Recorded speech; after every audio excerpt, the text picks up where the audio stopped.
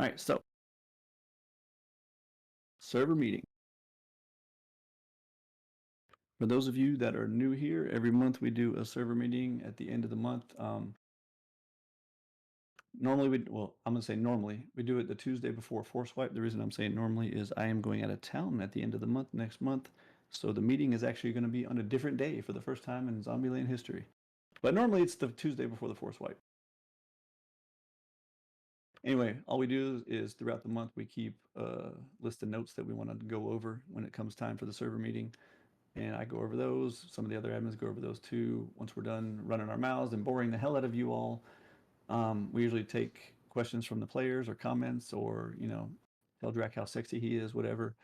And once that's all done, we Giggity. stream a new map preview for those that want to see what the upcoming new maps are. And while I'm doing the stream, the admins are giving out prizes in the game. I usually start the stream for the map kind of boring just so that people can go get their prizes but still tune in for the preview. Once the prizes have all been handed out, I'll get into the juicy details of the map, show you some cool stuff. And that's the end of the meeting. Sorry, I had a hiccup. Anyway, so with that said, let me pull up my notes channel on my other screen.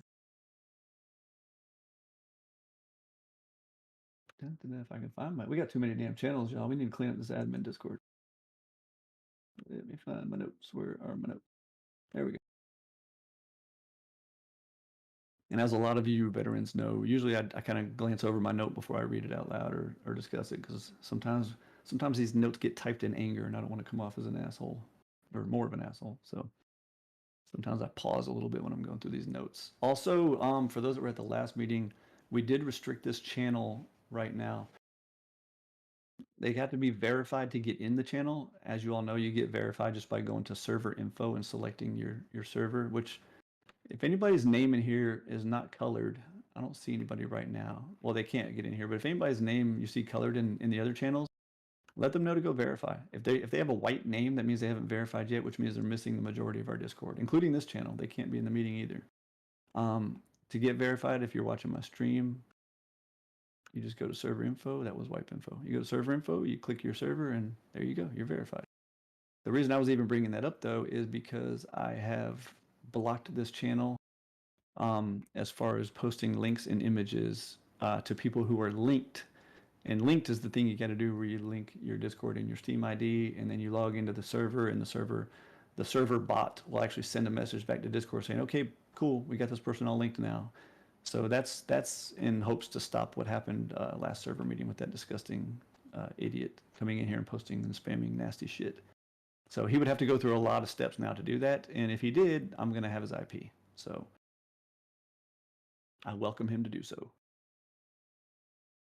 I did talk to some other server owners, though, and it seems like there was actually an attack of a bunch of people doing what that guy did to our meeting. It was going around to a bunch of different big servers. So honestly, I guess we should feel kind of honored. We're a big enough Discord that they wanted to attack us. So, and we don't want to see your chicken's glue house. All right, so let's get on with the. Yeah, it was so disgusting last time. Let's get on with the notes here because we got a lot of cool stuff to show off and talk about tonight. So. I actually think this is going to be more positive tonight than negative. That should excite you guys. All right, so first topic is a real easy one. Discuss the long wipes this month. Slow down and smell the roses. So, your fingernails look good there, Maya. So in the month of March, as you guys have seen, I've already posted the wipe schedule. We have a wipe on the 14th, the 25th, and then Force Wipe. So these are going to be the longest wipes we've had in almost a year. They're at the very top end of our wipe spectrum. The reason they're so long is honestly with my vacation at the end of the month and with the way the Force Wipes lined up, it was just really hard for me to get the wipes correct without having an extra wipe in there and having them all be short. So basically I had two options. I could do like a bunch of 8-day wipes, or I could do like it would have been like 4 or 5 8-day wipes, or I could have done 3 just long wipes. So I chose, you know what? We've been killing ourselves with maps. We've been busting our ass. Let's just do 3 long wipes this month. Everybody just take a nice break. It's the end of the winter, the start of the spring. The busy season's coming soon, which is the summer for us. That's when our servers get really slammed. I know those of you that are new here are probably like, damn, this is not slammed. Nope, this is actually our slow time. So let's just have a nice chill march. We'll just do 3 really long wipes. Sue me, you got problems. Um, so with that said, though, um, slow down, take your time, stop and smell the roses. I mean, we do a ton of custom content. We put a lot of work into this. If you guys watch my map streams, you will see that not a blade of grass goes unchecked. I mean, if there's something even just doesn't look pretty, it drives us nuts and we fix it. We put a lot of detail in these maps that some of you guys probably never even see. So take your time. Again, specking into mining to 1500%, you're not going to need that because you're going to have a 12-day wipe. We've had 8 and 9 day wipes a lot. A 12-day wipe is huge. By day 5, the servers are dying. So imagine how bad it's going to be on a 12-day wipe. So just take your time, smell the roses, man. Come up with something cool to do. Like tell yourself, hey, I'm going to play the first half of the wipe, in prim only, or I'm going to play the first half of the wipe, or I'm going to play this wipe with nothing but an RV camper. Just do something funny and weird because honestly, you could go halfway through a wipe right now, this in the month of March with these long wipes. You could go halfway through a wipe right now and literally delete yourself and start over again and still have almost a whole wipe left because, halfway through a wipe is going to be 6 days and we've had 8-day wipes. So literally you guys almost have double wipes this month that you can just take your time and do fun stuff or just, toy around with shit, man. Have some fun. Slow down. So moving on to the next thing. Oh, this is a bad one. Let me skip that one and go back to this one.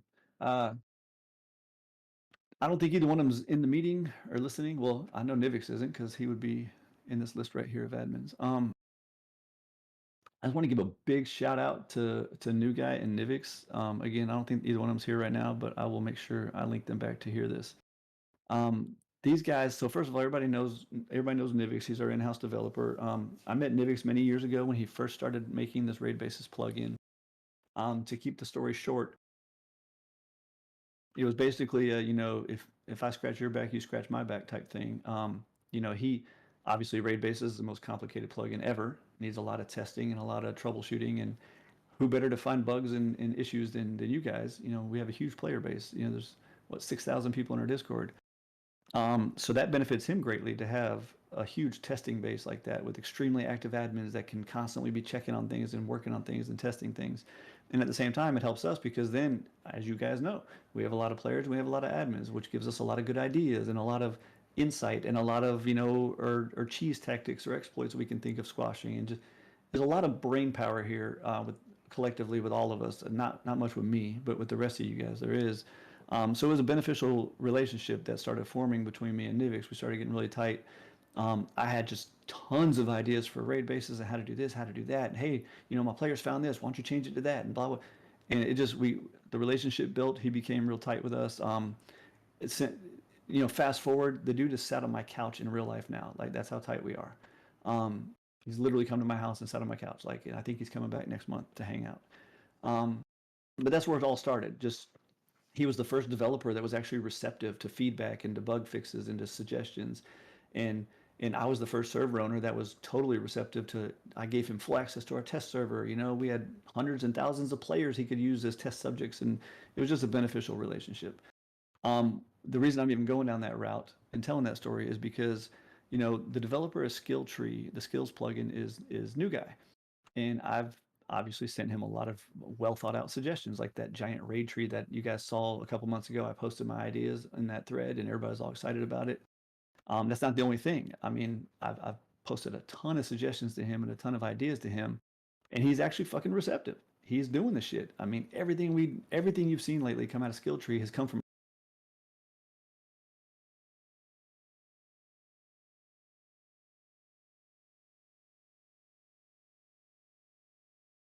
to him. Calm down, pitch. And he's we all love his accent. Anyway, he comes in our Discord every night. He hangs out with us. I mean, sometimes we have to go to another channel because the nerd talk is just so much. I can't even. It sounds like they're speaking Chinese to me. Um, but the thing is, though, is just he's almost like a second developer of ours now, man. He's the dude is incredible. Everything I've asked from him. Just yesterday, I said to him, "Hey, it would be really cool if there was a way for me to query people's XP, skill points, and all that kind of shit without them being online because we do server transfers and we always have to force the player to go back to the old server to get all their information." He was like, yeah, mate, I got you right now. And boom, within 5 minutes, I had an update to the plugin and had those features implemented for me. So dude is fucking legit. He is obviously I pay Nivix and I pay him, new guy, for their work. We pay them. That's y'all's donations at work right there. So don't think it's just all for nothing. But these guys are they're incredible. All these things we're going to show you tonight, all these new stuff happening, is all from their hard work, and obviously from y'all's donations. So just want to give a huge shout out to Nivix and New Guy. They are freaking amazing people. Moving on. Do I really want to bring this up now? I'll save this one for later. I'll save that one for last because it's probably going to lead to a lot of questions and a lot of back and forth with players. So we'll save that for last. Moving on to the next one then. If you see a raid that could be potentially clipped into the ground or some rock or some structure, don't start the raid. Put a ticket in. If we're not around and it was a bot raid and that you can get the majority refund with RBE despawn. I don't know if you guys know you can do that. If you have not started the raid yet, if you haven't blown anything up yet and damaged the base, you can type /RBE space despawn if an admin wants to put in that in chat for me. And if you do that, it'll refund you. This is on bot raids, by the way. It'll refund you, I think, 75% of your RP that you spent on that raid and despawn the base, and you do not get a cooldown timer. Yeah, so that command right there. If you do that command on a bot raid, say you spawn a raid and it's halfway inside of some giant boulder and there's no admins around, you're like, fuck it. Just RBE despawn and get a different raid. Yeah, it sucks. You still are missing that 25% of your RP, but it's better than raiding a base you can't finish. But if the base is blatantly obvious that it's the base is clipped into something, you're taking that on yourself if you start the base. And I'm going to use this example. The player that had this one, if you're in the channel, I'm not trying to make you look stupid. I'm not trying to call you out.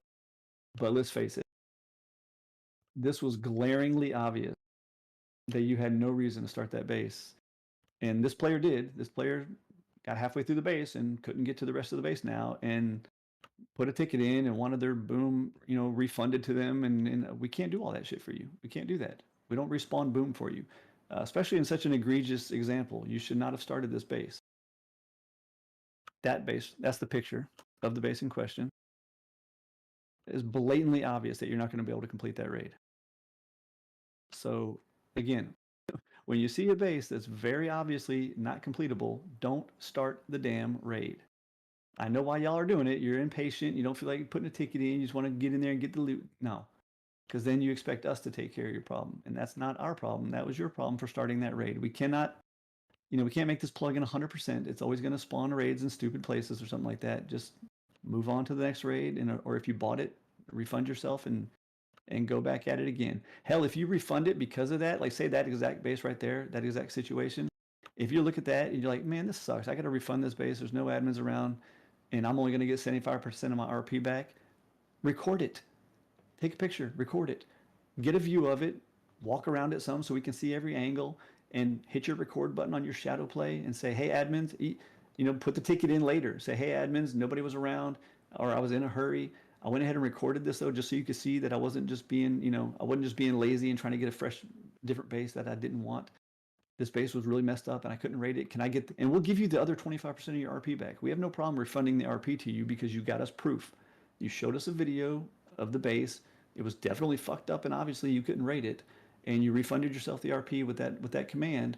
And we will give you the other 25% of your RP back because we have proof that you could not have rated that base. So just be smart, please. Don't start a base like that. It's very obvious you can't finish it. Moving on. I'd like to piggyback off that very quickly, T. What happened? I'd like to piggyback off that really quick. Go ahead. Folks, and I'm going to say this knowing that a lot of the older players don't do this, but help us out a little bit. Keep an eyeball out. If you notice people are raiding and it's coming close to reset, say something. Just let people know. Give a reminder. I know it's only Outbreak and Infection that have a 5 p.m. restart. But I try and say things in Outbreak so people know that the restart's happening. Just so we don't, get a, well, I just bought a Nightmare raid base and all of a sudden restart happened. Like, there's only so much we can do with those things, guys. Only so much. I've gotten I want to say we've gotten a couple of tickets this wipe cycle around that were like, I just lost my base. I lost, I just did this, I did that, and restart happened, and my base, my raid base is gone, and I'm out 50k RP, 25k, or whatever. It's been about half a dozen tickets just this wipe. Yeah. Just this wipe alone. It's been So about half a dozen tickets, and they're like, I just want to get all my stuff back. I just want you to give me all my boom and my rockets back. What? and this is Drac asking the veteran players to help us a little bit with this, because there's only so much I can do. I see people that do it, that will normally do it sometimes, that will say, hey guys, everybody realize, resets in 10 minutes. Everybody realize it's in 15. Just keep that up. That's all I ask. I'm good. Yeah. This and as you guys know, we're not going to respond your stuff for you. I think at least two of the tickets that I remember were actually getting mad at us. Well, I didn't know it restarted. You should be more informative. I'm like, dude, it literally spams all day, 24 hours a day, 7 days a week when the restarts are.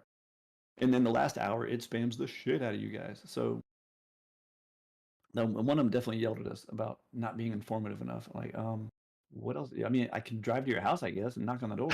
What else do you want me to do? Next one, Chief. Moving on to the next note. Hold on, I'm just reading the screenshot here. Just as that real quick. You can't. Oh, yeah. This let me remove the name from it real quick here. Sorry, I know this is a delay. Let me remove this name though. As you all know, I may be an asshole, but I don't like embarrassing people or making people feel stupid. I'm not trying to call out people's names and make them, especially in front of the whole player base, because God knows you all love to stand up for us. Man, the minute I call someone out in chat, there's like 20 players jumping on them. It sucks, but it makes you feel warm and fuzzy inside. I'm not gonna lie. When shit hits the fan and you guys all stand up for the admin team, we really do appreciate that shit. Even if we yell you to calm down and stop, behind closed doors, we're actually smiling and we're like, yeah, that's what I'm talking about. So I know some of you before have seen me yell at you like, enough, stop, all of you, and like I promise you, behind closed doors, I'm actually grinning and like, yeah. Most of us are. Most of us are looking at it going, yeah, because we can't say that. Yeah. But we really at the do same love you side guys of it, we love you guys having our back. We have to put forth a professional face in the front and be fair and make everybody stop arguing. But behind closed doors, we love the fact that you guys stand up for us. All right, this is a screenshot I'm talking about. Well, it's just chat, but the admin posted it as a screenshot. So that right there. And what it says is, I removed everything you asked to, but just had a thought, a role-playing map that you can't role-play in. Food for thought. We've seen that kind of comment many times before. We are not a role-playing server. I don't know if maybe the term roleplay has changed over the decades of my gaming career. Kind of like the way GG has. Back when I first started gaming, GG was like when it was a good game. You play around a battlefield and the final score, like one team had 3 tickets and the other team had 0, and that's like, holy shit, that was a good game. That's when we said GG. Nowadays, it's like people say GG just for playing, just for participating in the game. It's like, dude, that wasn't a good game. That wasn't even close. So maybe the term has changed over the years, and I'm just old. But in my day, role playing was there were actually servers out there in all games, not just Rust, that you had to role play. You had to talk in a certain way and build your bases, and everything had to be around whatever theme that role play server was. We're not a fucking role play server. We're not a build server. We're not a role play server. We're not a sandbox server. We're not a creative mode Minecraft server. We're our vision, at least, of what we are is as close to the difficulty and brutality of vanilla Rust as we can get without being teabagged by a fucking 8-year-old calling you the N-word, or without coming home after a hard day of work and all your shit's been raided and gone. So other than those two things, we're trying to be as close to vanilla as we can. And I don't mean as far as like plugins and stuff. I mean vanilla as in like, holy shit, this game is brutal. I just got my face smashed in and lost a bunch of shit.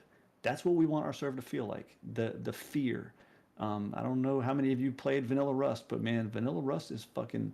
It'll put some fear in you, man. It give you the shakes, make your hands start shaking and shit. Like we want that kind of fear in our servers. This is not a role play server. This is not a build server. It's not one of them stupid ass Rusty's 10 times, suck my dick and I'll give you all the C4 you want servers that are out there. This is a hard server and it's meant to be that way. Sue me, the nudes you send me make me shake. All right, moving on. There's another huge topic. You know, I'm saving the two big topics for last there, so let me pass that one for now. I'll touch on this one. I don't. This is gonna be torn, and this is not gonna get solved right now in this meeting. But I'll go ahead and bring it up. Um, does Utopia and or notice I said and or Terminus want PvP day back? Like I've seen a lot of mixed fucking opinions on this. You guys fucking now before we get into this, understand you guys fucking voted for that shit. Like that was a hardcore vote to do that. And then I see people bitching about it. I'm like, well, why did you vote for it then? Okay, so I'm just seeing a shit ton of no's. I think you have a diehard group of utopians that probably wouldn't want to see it that way. Maybe you have some new ones because I have kind of asked player bases like what their thoughts were on that, just as a preliminary questionnaire, so to say, to get a feel for it for them. And it did seem more often than not they'd prefer it not to be, for what it's worth. Yeah, well, and what Waffle just said, that's a good point, and I've seen that from a lot of players too. Is they went to Utopia to get away from PvP. And Right. Waffle, what you have to understand is the only reason I'm even bringing it up is a lot of players didn't go there to get away from PvP. A lot of players were already there, and it got switched to PvE on them. By the way, for people that are new here, none of them are like PvP or PvE only. We're just talking about that final day, like PvP day. Being a So- full-time player on that server, I've taken many polls, and we love the way it is. Okay, cool. So I'm just gonna squash the topic for now then, because I saw a shit ton of no's just scroll by there. Terminus, you guys here? You guys want to speak up? How do you feel about that? Obviously there's a less AU, so it's easier to get a consensus on things. Term, I'd like to see it again. Pitch, you don't count. You're a fucking admin. Which counts No. twice. I've seen a bunch of no's there too. What if in the near future I was thinking about firing up an actual PvP server, like where it's literally what we do here, Zombieland, but an actual PvP server. I was even considering like our old server. Well, you know, Terminus. This is the first time we've ever done Terminus just PvE. Our first Terminus was solid PvP. It's really hard to build up a PvP server because you got two types of players. You got the cool people, the veterans. You know, like if a bunch of you guys went over there, you guys would be those people that are like, hey, we're just trying to get this server off the ground. So we're not raiding you yet. We're not fighting. We're not killing. We're just trying to hang out and build up the population. So, we're having peace when new players join, and that was cool. That helps build up the server. The problem is it only takes one fucking Chad logging in and offlining everybody, and then nobody plays anymore. So getting a PvP server off the ground is fucking impossible. So what we did then is we changed our Terminus server into PvE during the day and PvP at night. And it's really cool. It's all automated. Like it'll warn you, like, oh, it's PvP time as soon as the sun sets, and PvP would activate, and you could raid people and do stuff like that at night. I even found a really cool anti-offline. Yeah, Terminus is insane. You get so much loot and shit on Terminus. It's fucking crazy. I found a really cool anti-offline. Well, Waffle, you don't know what I'm going to say yet, though. I found a cool anti-offline plugin that it slowly degrades your protection the longer you're offline. So in other words, like when you first log out, well, first of all, you have no protection. And by the way, that's all configurable. I'm just going to make up numbers, so don't think that plugin is hard coded this way. It's all configurable. But the way I set it up is when you first log out, the first 30 minutes you're not protected at all. And the reason for that is that way people don't just use that to exploit. Oh, someone's raiding me. I'm going to log out real quick, and now I'm protected. No, the first 30 minutes or so, you're just not protected. And what it would do, actually, I'd probably set that to an hour even. But what it does then is, like for the first hour, it's like, and again, you set all the different increments of this and what the protection is. But you could do like the first hour is 90% protection. In other words, if a rocket would do 1,000 damage to your base, and someone shot a rocket at your base in that first hour and it was 90% protected, the rocket would only do 100 damage to your base. So a person would have to be really desperate to want to raid you during then. But then like the second hour, it's 80% protected. Third hour, 70%, whatever you want it to be. You could even set it up over a couple days if you wanted to and make the increments longer. And then once the final increment was gone, now your base is just not protected at all anymore. And the reason it does it that way is that way, if someone's offline for a couple days, then just fucking raid them. They're gone.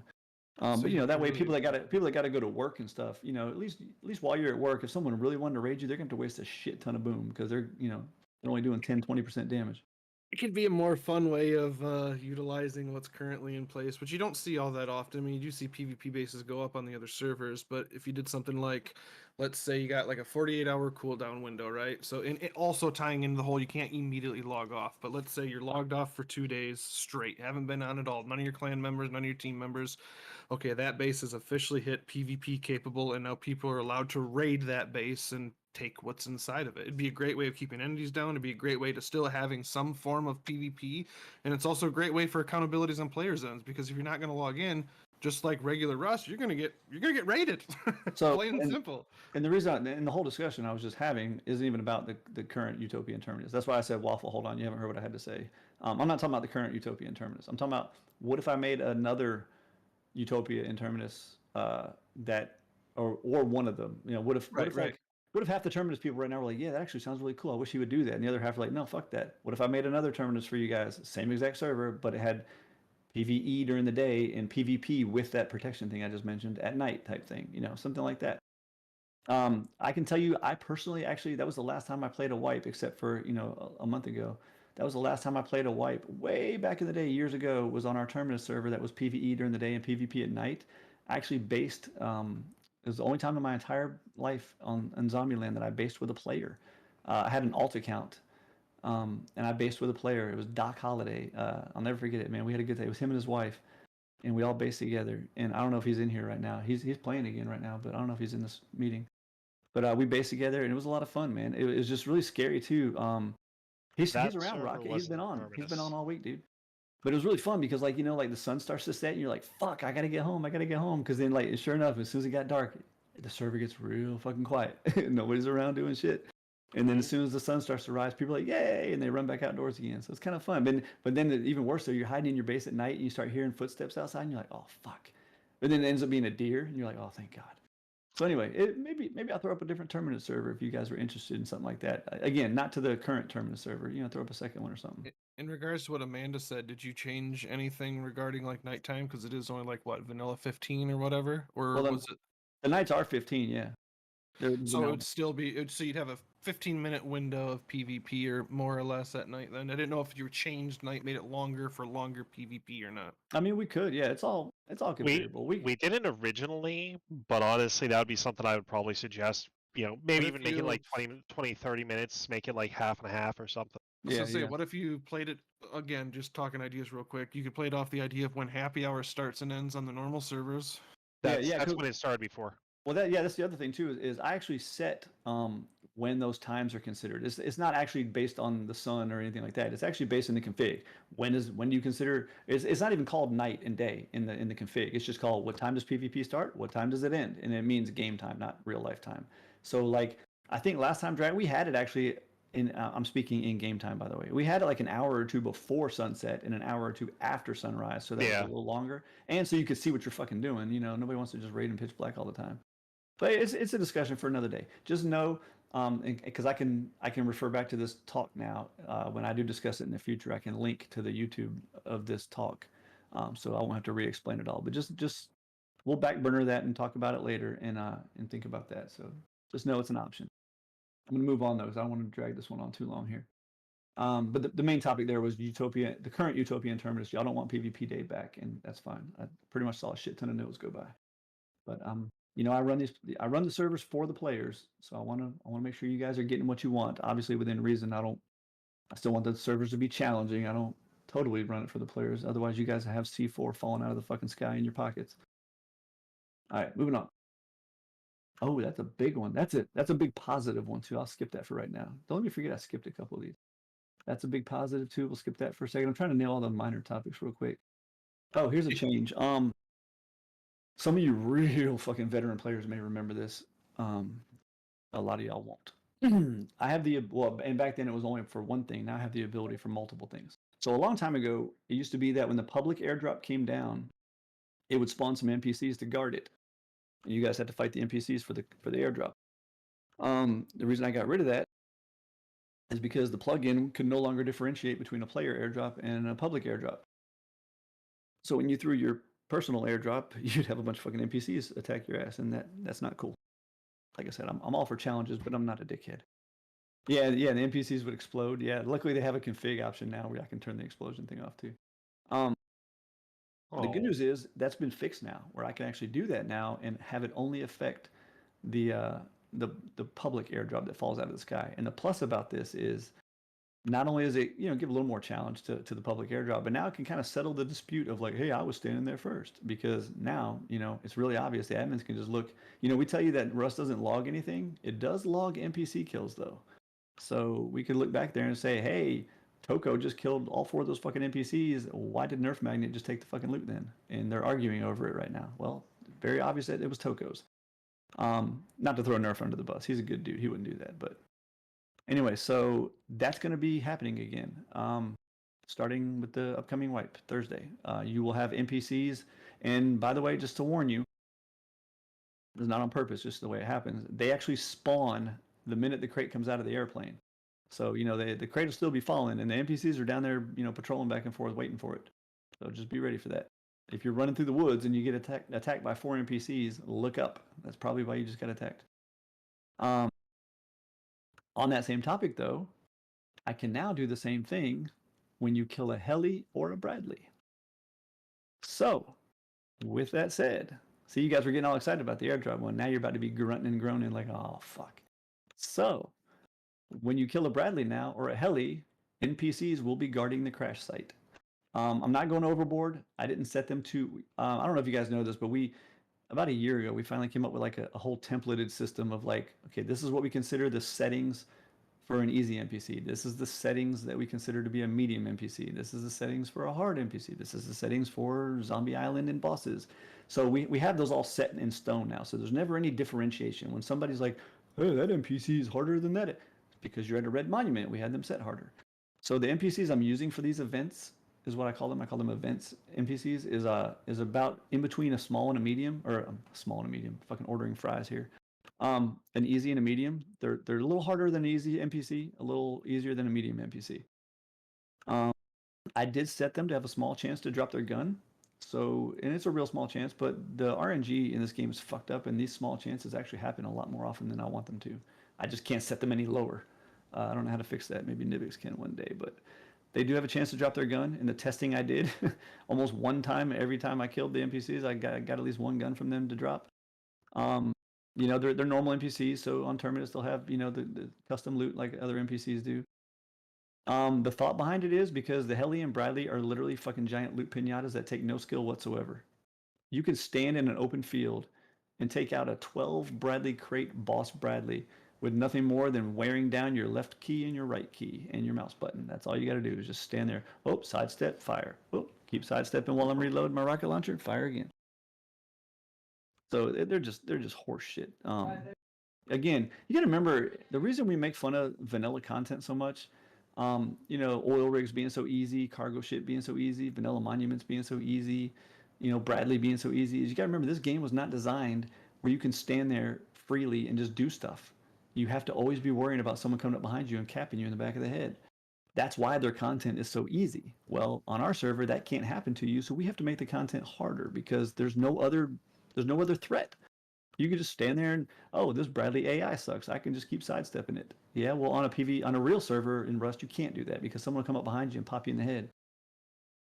So, yeah, so basically in PvE environments like this, we have to come up with different ways to make things more challenging. So, in answer to the question of why would you do this for Bradleys and Helis, offer a little more challenge. Now, there's like a waiting line of people taking Helis. That's how easy they are and how much loot pinata they are. And Heli is actually the harder of the two. The Bradley is just bullshit how easy they are. So at least now, when you get your free loot pinata, at least you got to kill a couple NPCs to get to it. The random NPCs walking around, the reason we don't buff them per se is because those can kind of catch you off guard as if you're a new player. You got to remember, we have to ease new players into our server because everybody that comes here thinks it's your typical PvE server that's so easy and so stupid and everything's just handed to you and everything's pay to win and blah, blah, blah.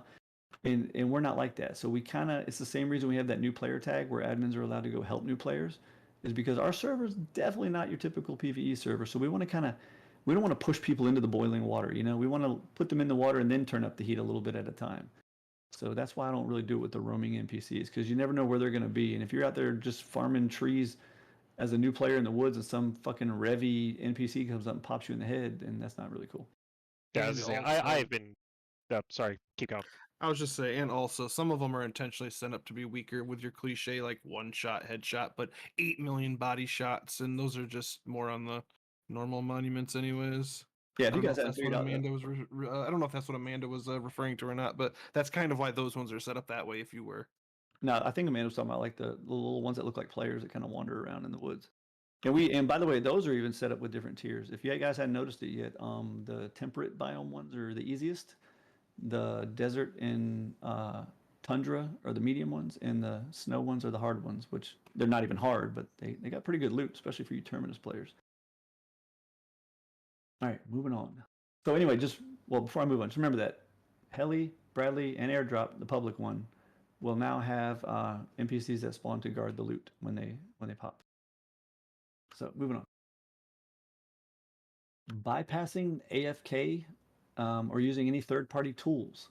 And that means auto clickers or macros to or taking your phone and laying it on your mouse button so your character is just standing there swinging constantly, because you don't want to get flagged as AFK and kicked off for the AFK kick.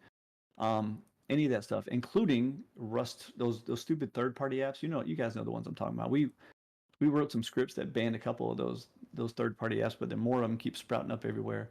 You know the ones I'm talking about, though. They have them all over the internet right now. But this is official from FacePunch, directly from FacePunch to us, letting us. Remember, I'm in that secret Discord with the FacePunch devs.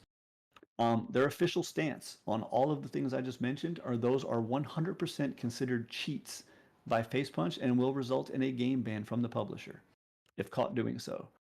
So, first of all, we've always monitored for those things and taken action against players for those things.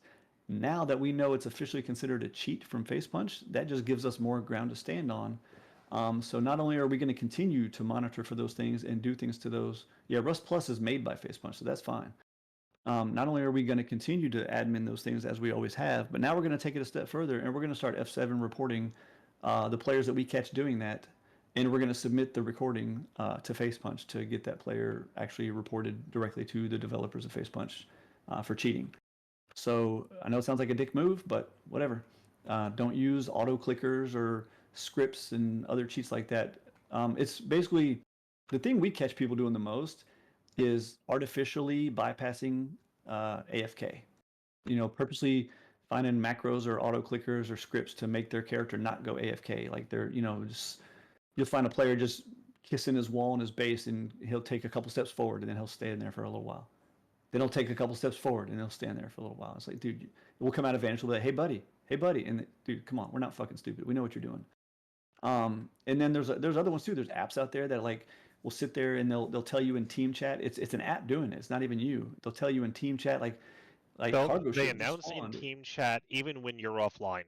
Yeah, even with your offline, yeah, it'll announce to your team in the game through the Rust Plus app. It'll tell your team that, hey, the oil rig at X7 just reset. Head on out there. It's fucking cheating.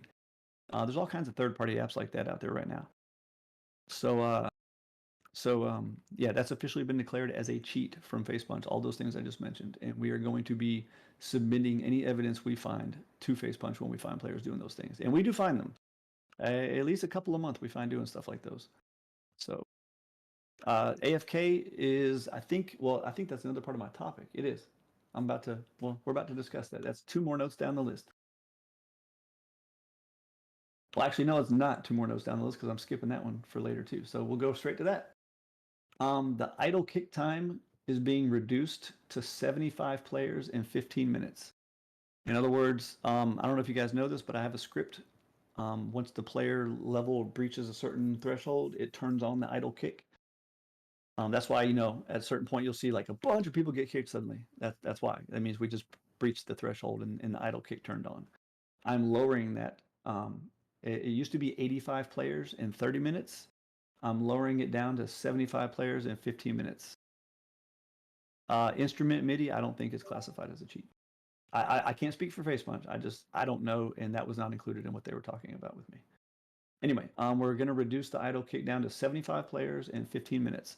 In other words, once Outbreak has 76 players, idle kick is going to be activated. And anyone that's been idle for 15 minutes or more is going to get kicked off the server. Again, you're not in trouble and you're not banned. It's just to clear the room so more people can get in.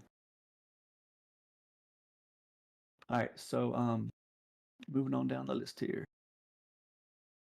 I gotta quit paying attention to this chat channel. I keep getting distracted by questions. Don't forget, we're gonna let you guys ask all the questions you want at the end of the meeting. So feel free to open up your notepad and just type out things as I'm talking and be like, oh, I want to ask him about this. I want to ask about that.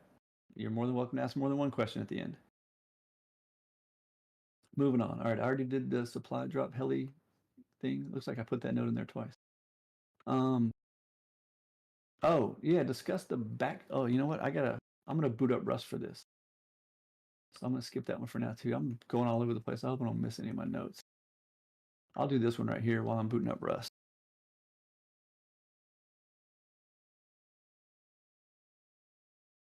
Give me a second. This is a support ticket. I want to make sure there's nothing in here that players can't see. Like I'm not trying to give out a player's IP address or nothing like that. So give me 1 second to browse through this. I just want to kind of show you guys the shit we deal with here. I want to show you this support ticket. I'm just scrolling here to make sure there's nothing sensitive in here that. I think this guy was banned anyway, wasn't he? No. Oh, he was? No. I don't think he's coming back. Well, I'm just gonna read it because I'm scared. I don't know what's in here that I don't want.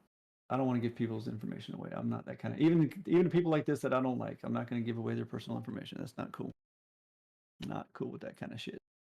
Sorry, 1 second. I'm also booting up the test server or booting my Rust up. Okay, I want to read you guys this support ticket real quick. So, where is that part of the ticket here? Here we go. Ticket started off, need to know why oil rig is not spawning. Night Nola responded. Wait, can I move this to the screen?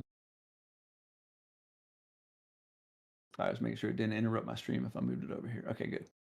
So Night Nola responded. As anybody here knows, Nola, gotta be one of the most friendly and polite and patient admins we have. He's my polar opposite. So Night Nola responded to him, what indication do you have that they aren't functioning? They talking about the oil rig. Night Nola again said they are vanilla, so not something we can configure. The person said, or player said, been sitting outside of large oil for 30 minutes, 4 grids away. Nola responded, if players are detected near the oil rig, unsure on that distance, it will suppress a reset. Best to watch for the huge banner that they implemented and head there once it has refreshed. As you guys know, it now announces when the oil rig spawns. The player responded, yeah, no one has been in or out. We have been on the coast here forever waiting. The other groups keep getting it first because they have helis.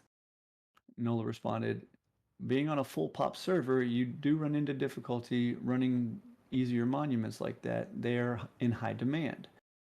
Perhaps pull your scrap together and purchase a mini as well. The player replied back, large oil is considered easy. And Nola replied, versus some of our custom monuments, absolutely. Which I agree, it definitely is fucking easy. First time I ran oil, I was like, wait, that's it? Anyway, the player replied, maybe I'm too new here. It definitely seems broken. The only reason I submitted a ticket, never had a server take this long. Basically saying that our server oil rig is customized somehow, even though we can't customize vanilla monuments. Nola replied again patiently, all I can tell you is to be patient, steer clear of the area to ensure that you aren't preventing the refresh. Plenty of folks have taken oil today, so I don't have any indication that there is an issue. Anything else that we can do to assist you while we have this ticket open? And the player replied, you didn't help me with anything in this ticket, so definitely nothing else you can do. My ticket is an indication of an issue based on what you said, shows me that you can't help. And Nola said, pardon? And the player said, you didn't even show a consideration of wanting to help. No info was provided except just go away and don't do oil rig. And Nola said, well, gosh, I certainly want to help. Other than restarting the server, there's not anything I can do to affect the oil rig or respawn it. I can assure you, polite assistance is a two-way street. I've been polite this entire ticket. However, if you feel I've been less than helpful, I can always have another admin take care of you. Otherwise, I will close this out if you don't have any further questions. And the player responded, you started off by demeaning me for wanting to do oil rig in the first place and by telling me it's easy. You can just close this ticket out. Thanks for your time. So anyway, Mind I you, just we wanted also got 2 more tickets this wipe, pretty much the same way, roughly. Yeah. And each time, the people were too close to oil. Well, in that particular case, somebody had just finished oil and they left some heavies up top, and the event doesn't reset itself until the last event has been completely cleared. So that's all it was. All he had to do was just get up closer to oil and see that there was still a heavy up top and kill it. But again, the point being is, you heard how Nola treated him, and look how he treated Nola. And like Drac just said, that's a constant thing, man. That is constant. That's how we get treated. And again, like we say in every server meeting, the people sitting here listening right now, probably not the ones doing it, because you guys actually give a shit, and that's why you're here. But just keep that in mind. Like, we're people, yo, and keep in mind sometimes if you feel like we're being short with you, or we got other tickets going on. We're in the, like, Nola was in the middle of map testing and working on plugins and shit when this happened. Like, we're in the middle of a lot of stuff, and we don't need to be treated like that, yo. Like, he didn't do anything wrong in that ticket whatsoever. So I love again, our players. yeah, I mean, like I said, Nola is the nicest and most patient admin we have. Nola is the person that I secretly turn to when I know I'm losing my temper. I'm like, Nola, I need you to take over this ticket for me. Like, it's just insane. We had a ticket, wasn't that the same? Yeah, that's the same group that said, we had, that's the same group that said, their feedback on our support system was that, Nola was very rude and condescending and impatient, but that T-Bird guy was real polite and patient and helpful. And we actually have that pinned at the very top of the admin Discord, because that's the funniest fucking shit we ever heard. T is the patient and polite one, and Nola was the condescending and rude and mean one. Oh, And I used to go back to the days where, I used to get told if you wanted someone to stay, you sent Voodoo after them. If you wanted someone to leave the server, you sent T-Bird after them. Yep. If you weren't sure, you sent Drac after them. we still do that too. I used to do that with Aliana too. If you want them to stay on the server, let Aliana take over. If you want them to leave the server, let T take over.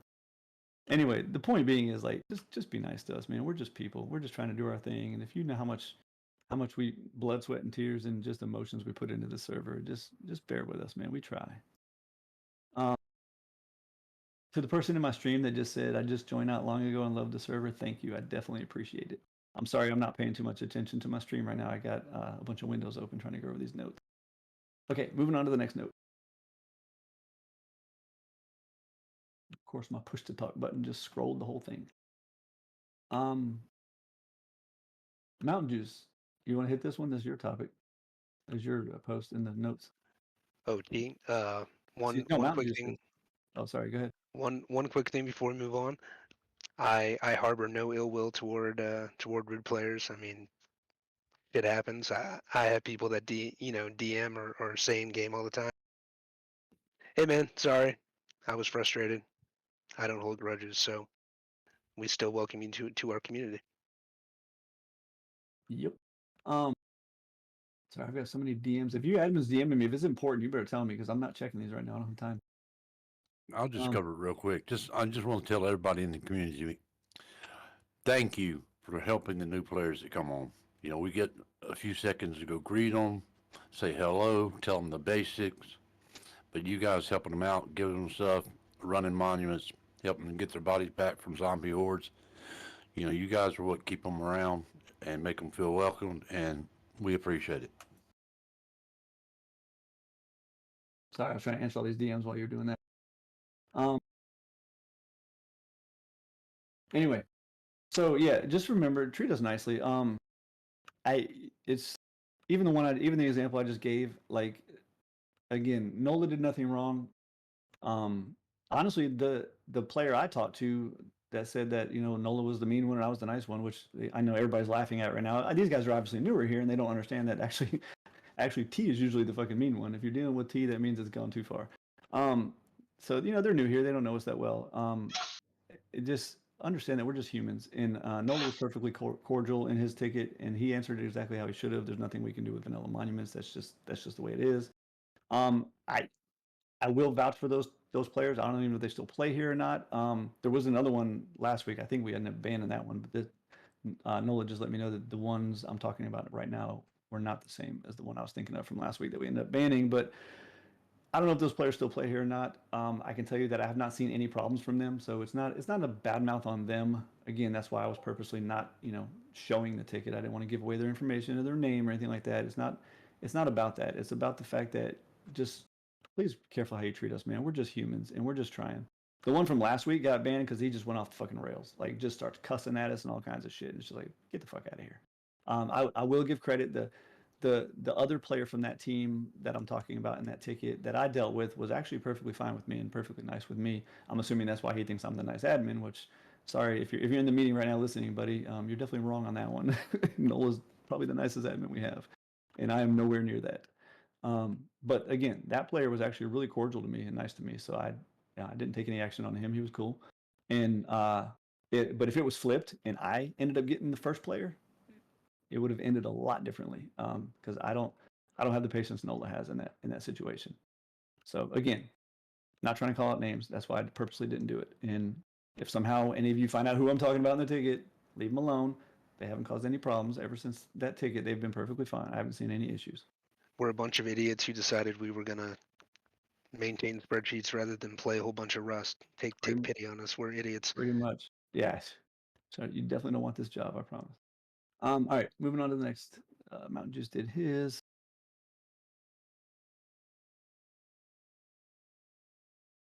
Did I skip? Oh, that's just you guys letting me know which ones I skipped. Perfect. You guys are awesome. Okay, so let me go to the first skipped. And I'm double checking here to make sure I didn't skip anything else there. Oh, well, I did. You guys missed one. I promised some players I would put this back up for discussion again. So when this comes up for discussion, don't you all jump up and start screaming at me.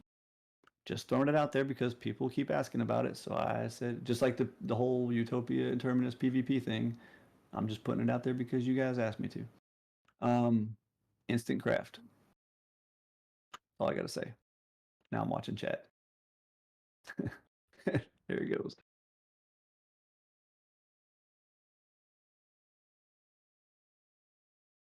So here's what's funny about this topic.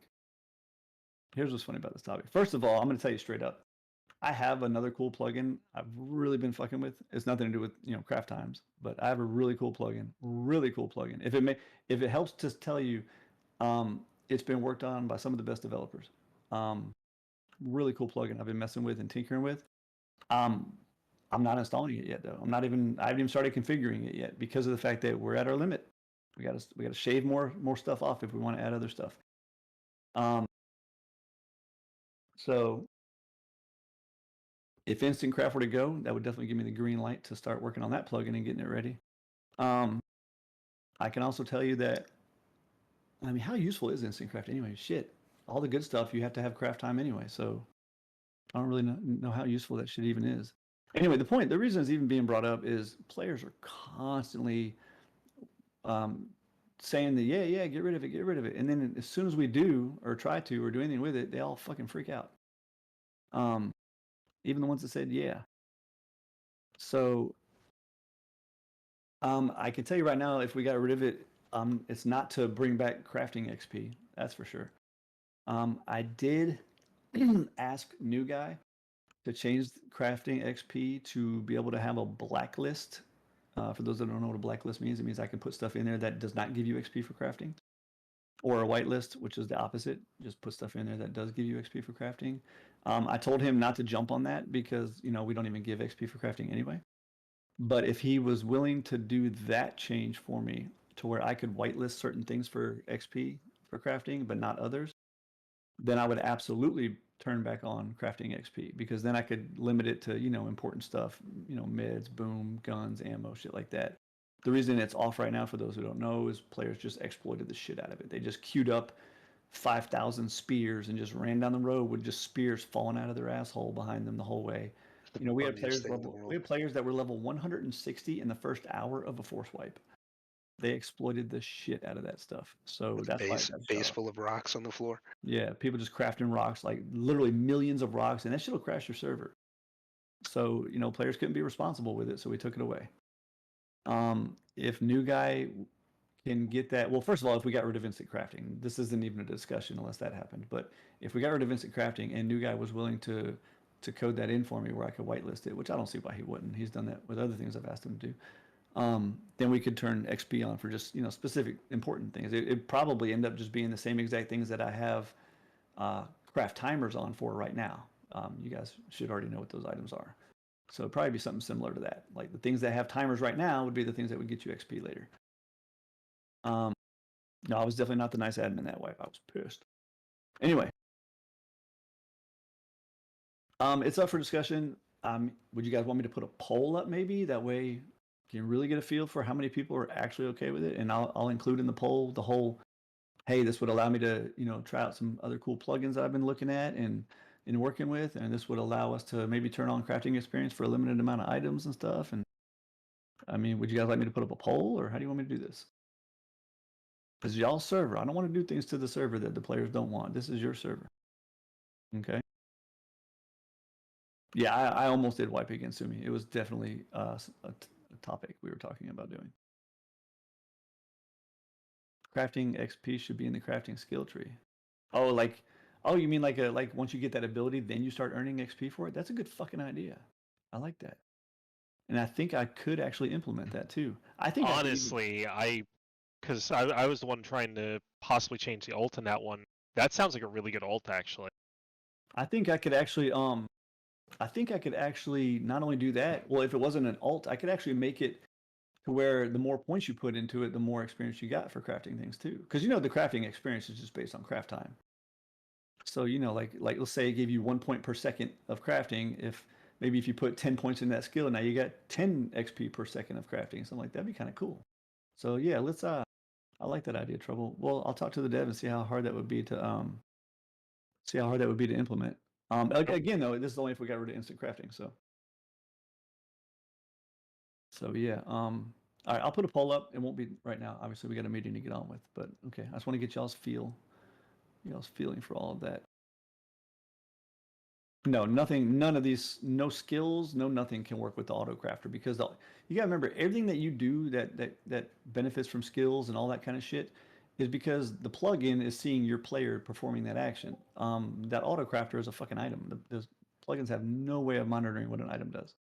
So absolutely not. No auto. The industrial stuff will never gain any perks from any skills. And even if somehow the developer found some crazy ass way to make it work that way, I would actually turn it off. I wouldn't allow it. If you want to have something autocraft for you, well, you're gonna do so without skills. That's kind of you guys know how I run the server. You guys have been around here a long time. Every good always has to have a bad, in my opinion. A good example, when we give you a superpower custom build spot, well, we can make the build area kind of funky, or there's nowhere to place a furnace outside type thing. There's always a trade-off. There always has to be a trade-off for things. And I try to do that with everything for balance. There always has to be a trade-off. If you get something really good, well, there's gonna be something really negative to balance it out. So anyway, moving on. Let me find the next topic that I skipped. I got a lot of good ones. I skipped some good ones, by the way. We're gonna end this with some good topics here. You guys are gonna like some of this stuff. Oh, this one is the one I booted up Rust for. So let me go ahead into there. So let me switch if you guys aren't watching my stream, you're gonna be missing out. So make sure you watch my stream. I'm gonna switch it to Rust real quick. If I can find the damn button. Oh, there's Rust. Okay. So like I said, if you're not in the stream, you're just gonna have to listen and try to figure out what the hell I'm doing here. I'm about to show you guys something. I need to search something in Discord real quick. 1 second, so I can find what I'm looking for. Sorry, I should have been more prepared. I know. Tisk.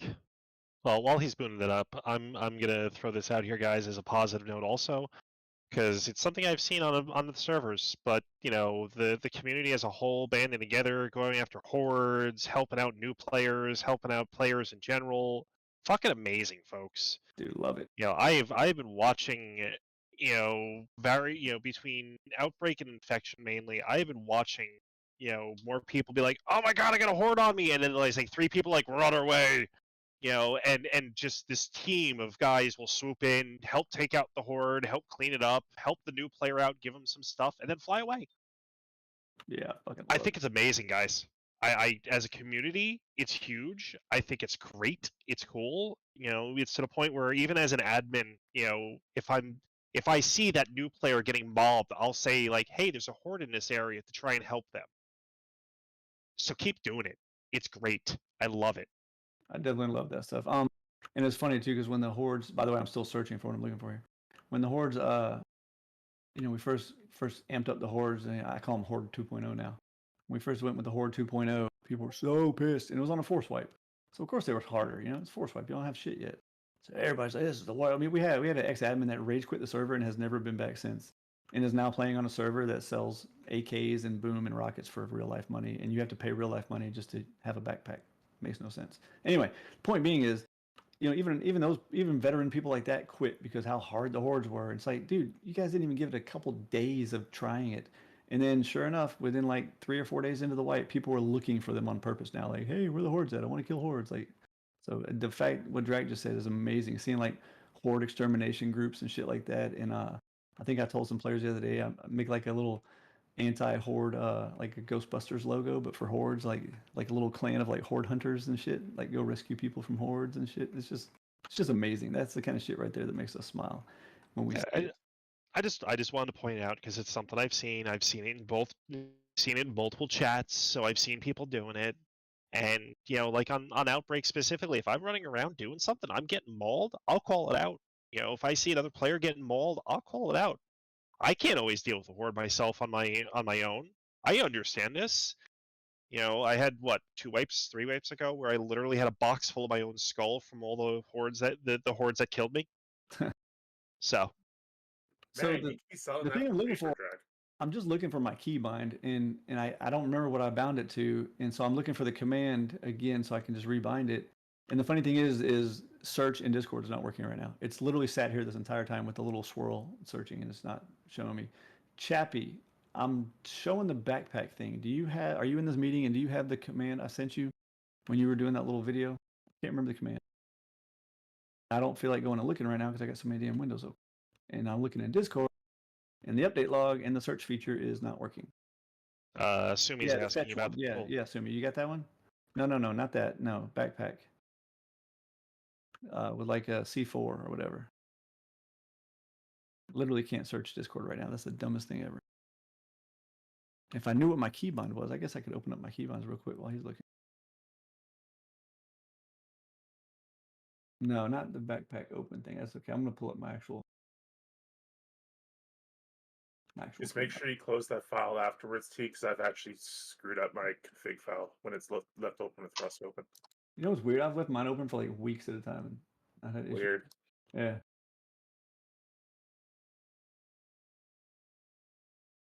Okay, I got my keybind folder open. Let me find where I bound this thing to. Damn it. Let's see. It's not there. It's not there. Cues Jeopardy music. I got too many. There it is right there. I found it. 6. Okay, cool. Sorry about the delay. I'm a terrible fucking admin here. Let me show you what I'm talking about. So the reason that this is so important that I want to actually bring it up in a meeting and show you guys what I'm talking about is that kind of keybind right there. Everybody look in the chat. People in my stream, I'll even post it there. So this is literally God tier. It really is. And the reason I'm bringing this up and why it's so important is because every single day, we get tickets of, well, I guess I can't play here anymore, or I guess that's the end of my wipe. I lost everything. How the fuck are you losing everything? Well, I died. I can't get my course. Why was everything in your bag in the first place? So there's 2 things to mention here. Everybody notice that command. I'm going to type it one more time. And no, you don't have to use keypad 6. You can use anything on your keyboard. And you don't have to use medical syringes. You can use any item in any quantity. So let me retype that command with actual what they are. If everybody can slow down for a second in chat.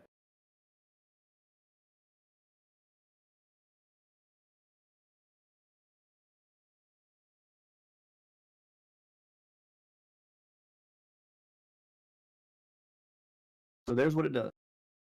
Bind any key. This is like, in your F1 console, how you bind keys. Bind whatever key you want.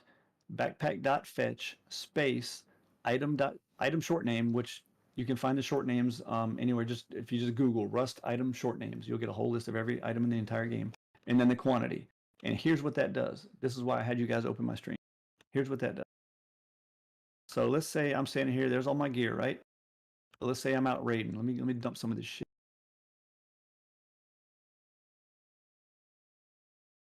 Hey, free loot. Okay, cool. So I'm out raiding, right? I just got my basic shit. I got here. We'll even take away some ammo.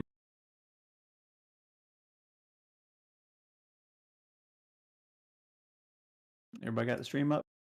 So I'm out raiding right now. Cool. Let me get myself some meds. Got a bunch of meds. You see all these cheats. You guys have evidence now of me cheating. You're getting it on video. So I got my meds and my boom. I'm keeping it in my backpack, right? So in my F1 console, Be right there's the back, thing right banning there. T-Bird. Huh? Said be right back, banning T-Bird. Oh yeah. So in my F1 console right now, you can see I'm going to bind keypad 6 to fetch me 3 syringes. Right? Let me check my keybinds and see if I can use another one without fucking up something I actually need as an admin here. Not Okay, likely. spawn Chinook. I can rebind that one because I always end up accidentally spawning a Chinook on somebody's ass. Hard to party. Right? So we'll do another one.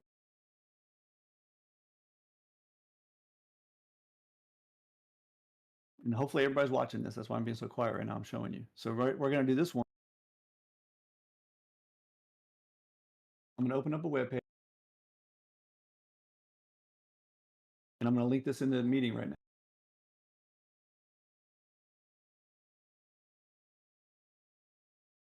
That's the web page I use to get my short names, by the way. You can use whatever web page you want. It doesn't matter. That page just always has them, and they're always up to date.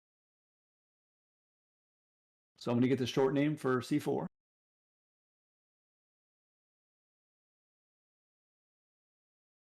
The short name for C4 is called explosive.timed.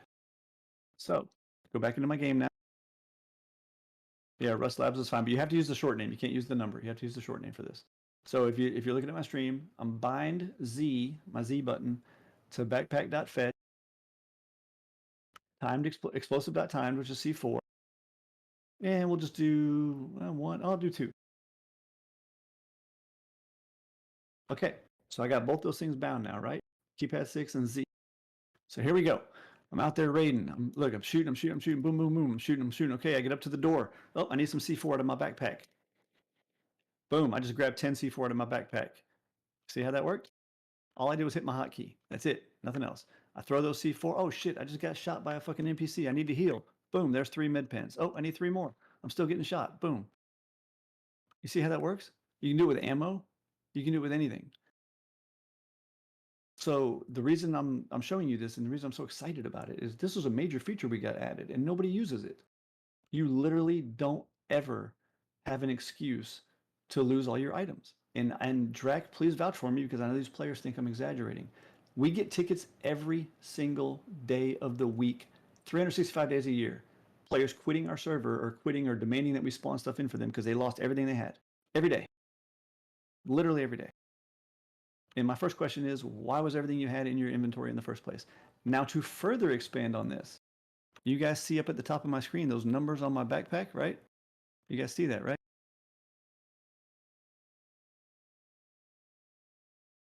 That means I have 5 fucking backpacks. 5.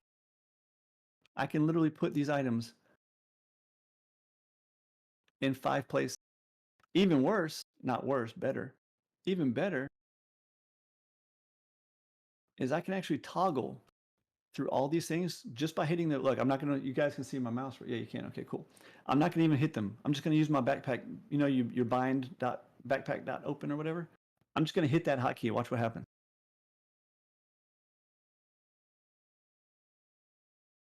So I'm going to say really quickly, T. A lot of people are asking about those 5 backpacks. It's in vehicles. I'm getting there. I'm getting there. Yeah, okay. Yeah, I'm getting there. So I'm getting to how you get 5 backpacks.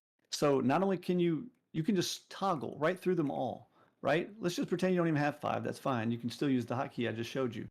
But if you can literally, and the hotkeys will pull it from whatever backpack it finds it in too. So you don't even have to keep stuff in a specific backpack. You could have your final backpack be the one you keep your raid supplies in or whatever, but the hotkeys are still going to work. Watch, I'm spamming my hotkey now. Look, it just works. You can put any item you want on that hotkey, and you can have as many of those your entire keyboard could be nothing but hotkeys for pulling stuff out of your backpack. So there is literally, I know someone in my stream is saying he didn't realize this is what it did. It puts them right on your hotbar and everything. You don't have to do shit. You can throw some C4 and then pull some more right out of your backpack. There is no reason to ever lose an item in this video game if you play it correctly. And yes, I'm going to get to the backpack thing. Just give me a second. I really want to emphasize how important this fucking point is. I'm switching my stream back to Discord. I will have more stuff to show, so don't leave, but I'm going to switch it back to Discord for right now.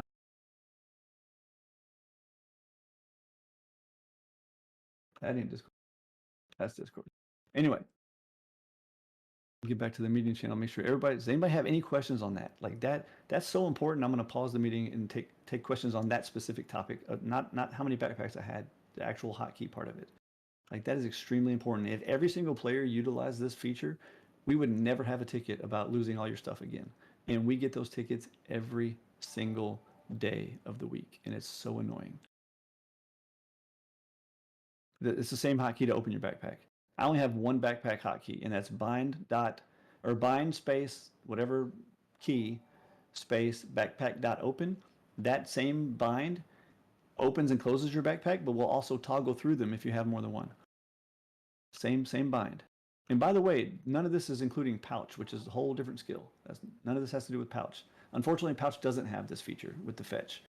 But what's cool, like so when I played on Terminus, that wipe, what I did was I used my pouch as the place I stored all my farm that I gathered as I was out. And my backpack is where I stored all my gear, and I could pull it out with that hotkey as I needed it. You know, if I need more ammo, I pull. I think I had my ammo set to like 200 bullets. So every time I ran out of ammo, just hit the hotkey, boom, 200 more bullets in my inventory. You know, shit like that. No, there's not a loot all or dump all command for that. No, just what I just showed you. Okay, so no, I'm not playing Clash. I don't even know what that means. Anyway, so everybody get that. Everybody sees how that works, right? Everybody sees how that command works. Please use that command. No, there is no deposit button. No. But again, why would you need to? If you're just pulling 1 or 2 C4 out at a time, there's no reason to put stuff back in there. So anyway, please use the command. We're so tired of getting tickets about people losing all their stuff when there's no excuse to lose all your stuff. As you guys know, your backpack does not drop except in PvP situations.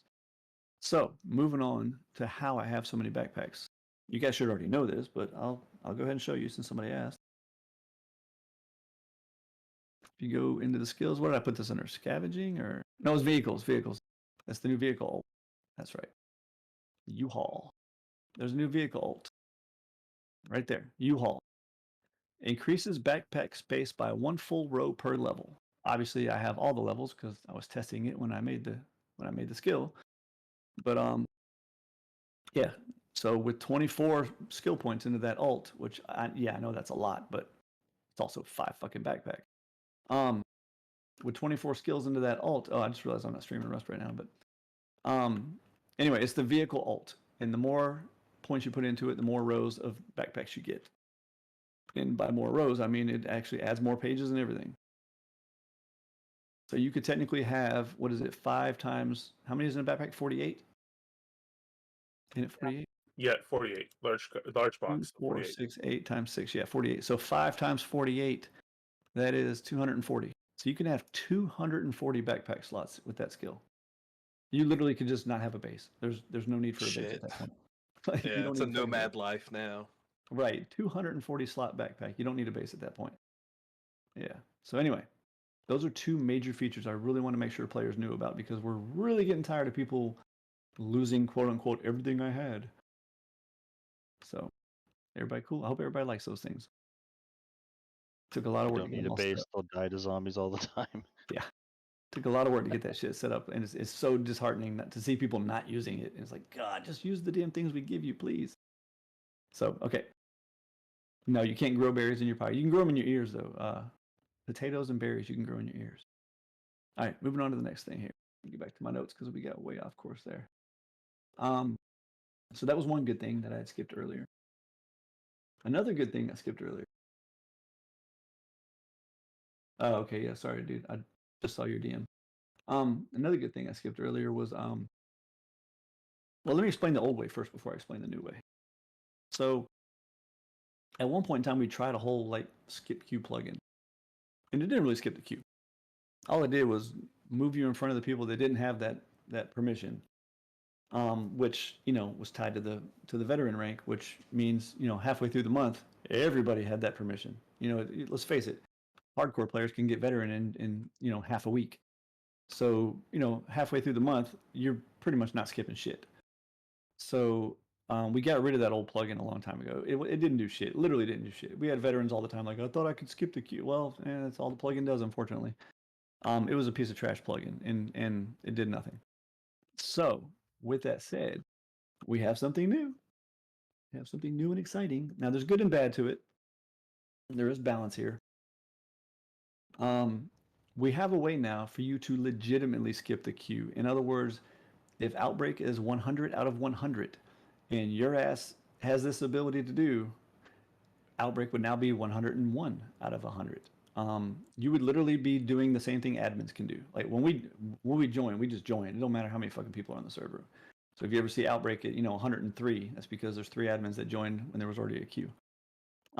So it would literally, if I grant you the permission, you literally have the same ability as an admin when it comes to joining the server. You just, you're right in, period. And it even has the ability to do a one-time push through. In other words, you don't have the ability as in it's a perk that you can always do, but let's just say like let's say we're doing a server transfer and we're like, hey, Nomad, we need you to jump back on Outbreak real quick so we can get your skill point stuff transferred over. And you're like, dude, that's the whole reason I'm transferring. There's a fucking 100 people in the 20-person queue right now. Well, now with this new feature, I have a command I can type that would just push you right through. Like, boom, you're in 101 out of 100 now, and you got through. You don't have that perk, whereas every time you try to join, it's just going to automatically push you through, but I can manually just, boom, push you right through with a command. So, oh yeah, you can bind more than one of those too, yeah, with the colon in between. Correct. Sumi's going to make a write-up, and he's going to do a little video tutorial on how to use this command perfectly for all of you. He's going to post it in Discord later. Anyway, so on the top, yeah, thanks, Sumi. We appreciate you, bud. On the topic of that, on the queue thing, there's good and bad. So the good now is that we're going to implement this. In the hardest part about this, honestly, was finding a way to implement it on the free side. For those of you that are newer here, our veterans will tell you this. I'm really keen on anything that's obtainable with money has to be obtainable for free. Obviously, with effort, and we're actually going to hand it to you. VIP, 20 hours of playtime, or you can donate for it. Stuff like that. Anything that's obtainable through donations always has to be obtainable for free. That is my mantra, motto, whatever the hell you call it. That's my philosophy, my principles, whatever. And believe it or not, this new feature with the whole queue skip was actually available to me over a month ago, or longer than that. It took me up until now to figure out a way to implement it in a free way, because all it was commands. Now the problem is our store can issue commands and redact commands at will. It has its own built-in mechanic that does all that. That's how you can get vet gold, and then 30 days later it takes away your vet gold, and blah blah blah. And yeah, I could just give you the fucking skip queue perk, but there'd be no way for me to remove it. So let's say I gave it to Sav, and then 3 months from now, it's like, well, fuck, she isn't supposed to have this anymore. I'd have to manually remember that it was her, and manually remember to go remove it. I just couldn't do all that. It wasn't worth that effort to me. And then you're thinking, well, why? Why is that important? Why do you have to remove it? Why can't you just all leave it, give it to them and leave it? Because you also have to remember what this is going to do to the people that don't have the perk. So let's say, 10 of you have the skip queue privilege that lets you just jump on in when there's 100 people out of 100. Now that's 110 out of 100, meaning the people who are legitimately waiting in the queue now have to wait for 10 more people to fucking leave. You know what I'm saying? Like they're not just waiting for the server to dip to 99. Now they're waiting for the server to dip from 110 all the way down to 99. And that's kind of fucked up. So the balance here is I want to provide this perk to players, but I don't want to provide it in a way that there's a lot of people with this perk, because that's gonna really fuck things up. And that's gonna sorry, I got distracted with the chat there. That's going to make things unfair to the people that are just waiting to get in the server and play. So that was the hard part I was having, was I couldn't find a free way to implement this without it getting stuck permanently on somebody, which we don't want, because then that would just overcrowd the queue and nobody would ever get in, until I finally figured out a way to do it. And that took some money. I actually had to, I was making, I think it was a Chappie I was joking about this to the other day, or somebody I was joking about this to the other day, that actually the reason I haven't implemented this new feature yet is because I had to pay a developer to develop a way for me to give this perk away for free. I know that sounds kind of weird and backwards, but that's my philosophy here. Is we always have to give stuff for free that we give for money. And I actually, yeah, it was Chappie. I actually had to, so I had to pay a developer to devise a way for me to give this perk away to people for free. And luckily, we just got that finished a couple days ago. So the way it works now is, if you obtain the champion rank, this perk will automatically get applied to you. Believe it or not, it was already being automatically applied to you 2 days ago. You guys just didn't know about it yet, and the server wasn't at a queue. But I had to test it to make sure. So I was like monitoring the database to make sure it was applying the perk to people and removing it when they lost champion, and it was, and it is working. So from this point forward, now I want to explain the bad side of it. The bad side of it is, yes, this perk is in our online store for real life money, and it is expensive. There's a reason it's expensive. It's even explained on the actual page where you could purchase it. This is expensive on purpose. It's expensive to discourage you from donating for it. I don't want a bunch of people donating for this perk. You guys know we're not in this for the money. We're really not. But yeah, these servers ain't fucking cheap. So the perk is, I put it in there at a price that I literally looked at it and said, yeah, you really got to be fucking crazy and hardcore to purchase this, and that's on purpose, because I don't want 50 people skipping the outbreak queue, and now the outbreak queue is 100, and now the outbreak's at 150 out of 100. That kind of just ruins the whole purpose of limiting the player amounts. So and the fact that, you know, the champions are going to get it for free too, so there's going to be other people with that perk too. So the official announcement is that we now have an ability for you to skip queue and for donations, or we have the ability for you to skip queue if you obtain the champion rank, which is done just by playtime. And yes, it's a lot of playtime, but you know, if you're that dedicated, you kind of deserve to skip the queue. So anyway, so that's that. I wanted to announce that tonight because obviously there's going to be some fucking queues Thursday. Obviously there's not going to be any champions because it's a force wipe, but hey, if one of you are that want to get in that bad and you got some cash to burn, it's all yours. Just know that it's not a money grab, and we definitely worked our asses off to make sure there was a free way to give that same perk away to everybody. So there you go. Hope you guys enjoy it. All right, moving on to the next topic. I think we only got one left here. That was the new skip queue. Oh yeah, you guys hit that one twice on me. So yeah. You okay. had it. No, you guys are good. You guys are gonna love this next discussion too. So we come in these meetings all the time and we bitch about all the things players have done that have pissed us off, or all the things that are messing with the server performance and blah blah blah. I want to give you guys some props. For about a year, we let you guys just build all willy-nilly and do what you wanted to, and you guys were just trying to kill our servers with your entity counts and how giant you're building your bases and spamming deployables everywhere. And I told you guys, if you didn't tighten up the ship, we were going to implement some rules, and I made that statement probably 6 months straight, and you guys didn't listen, and you kept building like crazy. And last force wipe, I'm sure you guys remember, the last server meeting, which was a month ago, we brought down the hammer and we implemented hard build and deployable rules on everybody. And we have been policing the shit out of them. I want to say 95% of you, what do you think, Drac? About 95%? 98? Maybe. Yeah, solid 95. 95% of you have done a spectacular job. And this is our official thank you announcement to you guys. We've been flying through bases like crazy. Before I fully get into the positive, I do have more to say. Before I fully get into the positive, I'm going to switch and show you a couple of things from some screenshot collections we have. Some of you may even know that we were flying around, and if we saw bases where it was blatantly obvious that the player was giving their effort to do what we asked with build sizes and base sizes, We were stopping and giving you guys presents and stuff like that. I know I scared some of you coming out of Vantage, like, ah. And I was giving you guys presents for what you were doing with your bases. We deeply appreciate that shit. And we definitely found some really cool bases that were definitely doing their best to abide by our rules and our requests for this. Let me pull up the Hall of Shame, though. I'm going to give you, before we get into the full, I do have more positive on this topic, by the way. There's some really cool stuff coming up here, so bear with me. I want to show you the negative first. I like to end on a positive note. So let me pull up the Hall of Shame, though, and show you a couple bases in here.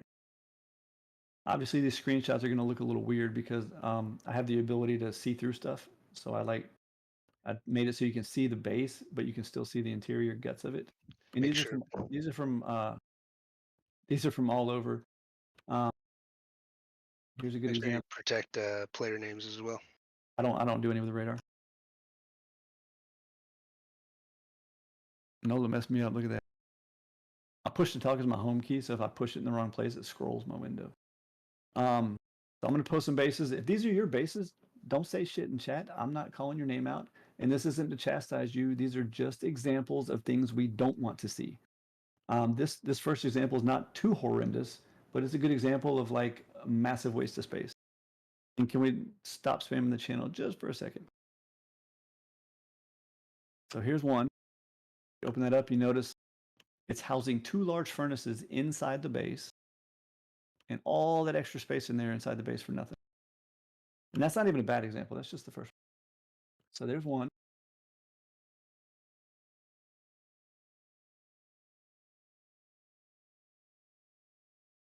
Here's another one. This is what we call a shell base. That base literally has a TC inside of it. That's it. TC. Nothing.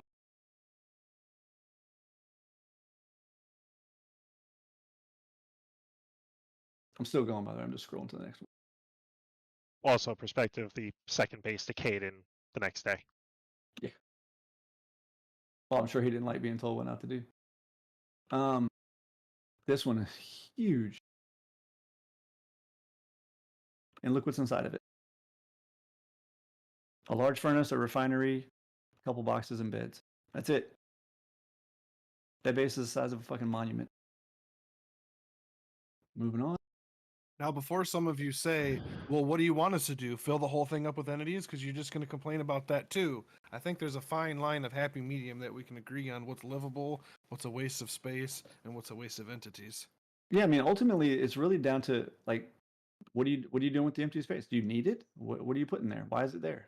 I mean, like, are you building a log cabin in the mountains for like a nice little RP feel, and you just haven't put all the furniture in yet? You just want to lay out the layout? Fine. But this up here, you're not doing anything with all that space. What are you doing in there? What's all that for? What are you going to put there? What are your plans? Is what it boils down to. Here's another example. We provide you guys with the ability. Not only does your TC protect your furnaces from being accessed, but just in case that plugin fails, we actually also have a plugin that allows you to place locks on your furnaces. So you have double furnace protection. You can lock them, and even if they weren't locked, a player still can't access them anyway. So why are you building a giant base around your furnaces? Like, what is that for? And No, oh wait, no, wait, hold on. I gotta stop because Carl said something. I bet you guys don't know this. I also paid a developer to code that you can't squirt out other people's furnaces. So nobody can squirt your furnaces out.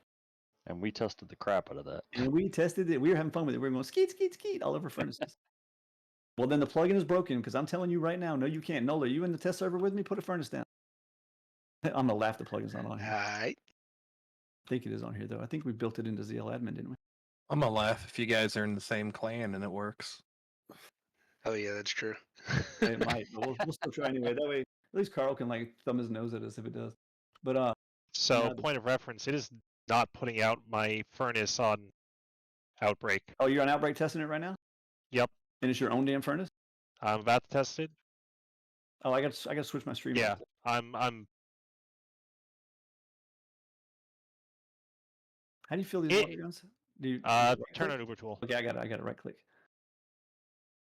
Forgot how to fucking And do it. it took me like 15 shots to possibly put my furnace out. And that's Hey, wait my a own minute, Nola. furnace. Oh, maybe I didn't update it on the server. You on Outbreak? You tried it, you said? Yeah. See, I can't be proven wrong. I gotta go Outbreak. No, just have Drac stream in Discord. Oh yeah, just stream it in Discord real quick, Drake. Hold on, let me find There somebody you go. else's furnace to go test this with, so I can. We'll circle back to it. Yeah, we'll circle back to it. Anyway, the point being is I don't update all our plugins on the test servers all the time. Anyway, the point being is we even coded that into a plugin that you can't squirt out people's furnaces. But the point being is you don't need to wall in all your furnaces. You get back to what I was going through here. Is that Drag? It is. Yep. Okay, let me pull that up. Go ahead. Oh wait. So We don't see it in your stream, T. Oh, I see him. I see him skeeting. Oh, did you just get it? Yep. Oh, we gotta look at the plugin then.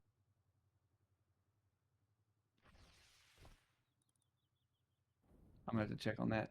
Because man, we tested the shit out of that the other night. yeah, if I hit the right spot, it does put it out. So Okay, well we tested the shit out of that the other night, so we'll have to look at that. Anyway, the We did point it for, being like is, over an hour. yeah, we did, because we were even joking about it and having fun with like skeet. Is you don't need to also Carl's the culprit. He's the one who's been flying around putting out people's furnaces. Now we got him busted. Ban them. Ban him. All right. Anyway, the point being is you don't need to wall in your furnaces like that. Like, come on. Put an igniter on a timer that, like, once every 15 minutes it just ignites for a second just to make sure your furnace stays lit. Okay, moving on. Got some more screenshots of bullshit here. Just make sure there's no player name. Okay, good. Well, if you're here to find broken things, why are you not a map tester? There's another one right there. This giant pyramid has like a couple racks of boxes in the bottom and a couple benches, and that's it.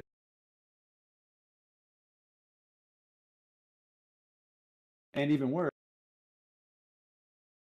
is then the person did this, and it was not even halfway through the wipe yet. Those are auto turrets, by the way, and walls and everything else. Not even halfway through the wipe.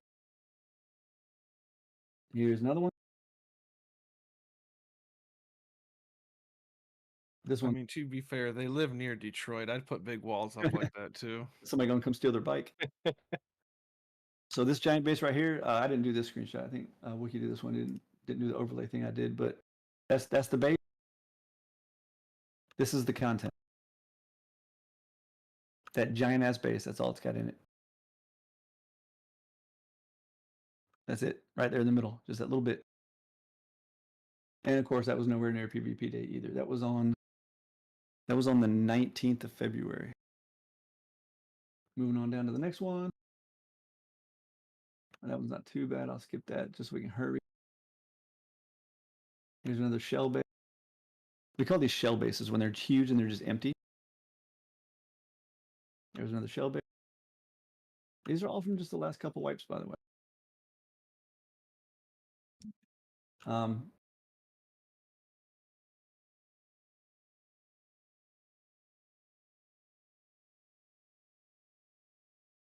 40 lights. 40.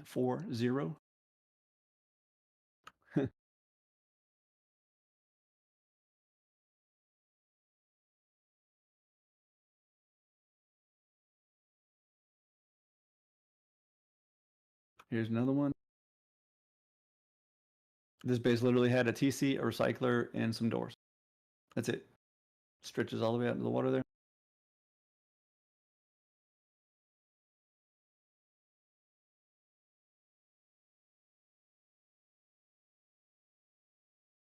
Here's another one. Yeah, I hope somebody brings up the hordes in the Q&A. I got so much to say about hordes after reading players' comments and stuff lately. There's another one right there. Again, just a big shell. The bottom floor has a couple mixing tables, couple beds, couple boxes. That's it. The rest of the base is bone ass empty and like 5 stories tall. And I am going somewhere with this, by the way.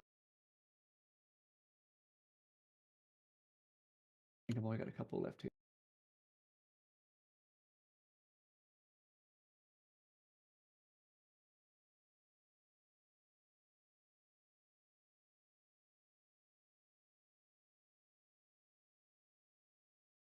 Another one. Bone ass empty. Has a recycler, a research table, a workbench, and a TC. That's it. Entire base. 5 stories tall. 3 by 2, 4, 3 by like 5. 5 stories tall. Nothing in it.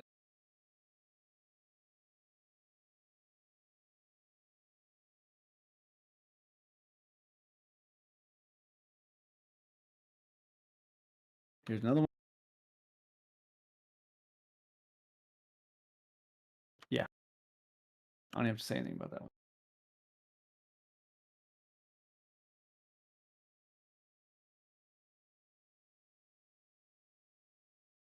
And last but not least, this is just pointless. There was nothing in there. Like literally nothing. Not a box, nothing. Just, I'm just going to plop shit down everywhere. You Yes. keep forgetting the main servers, right? Like Outbreak Infection. Those are build servers. No, they're not. Absolutely not. So, absolutely not. Now, on the other hand of that, so now we're getting to the nice stuff. I got a couple nice ones to show you from our Hall of Fame, and then I have a something to say. Let me show you. I'm just going to show you 3 nice ones. How about that? Just 3.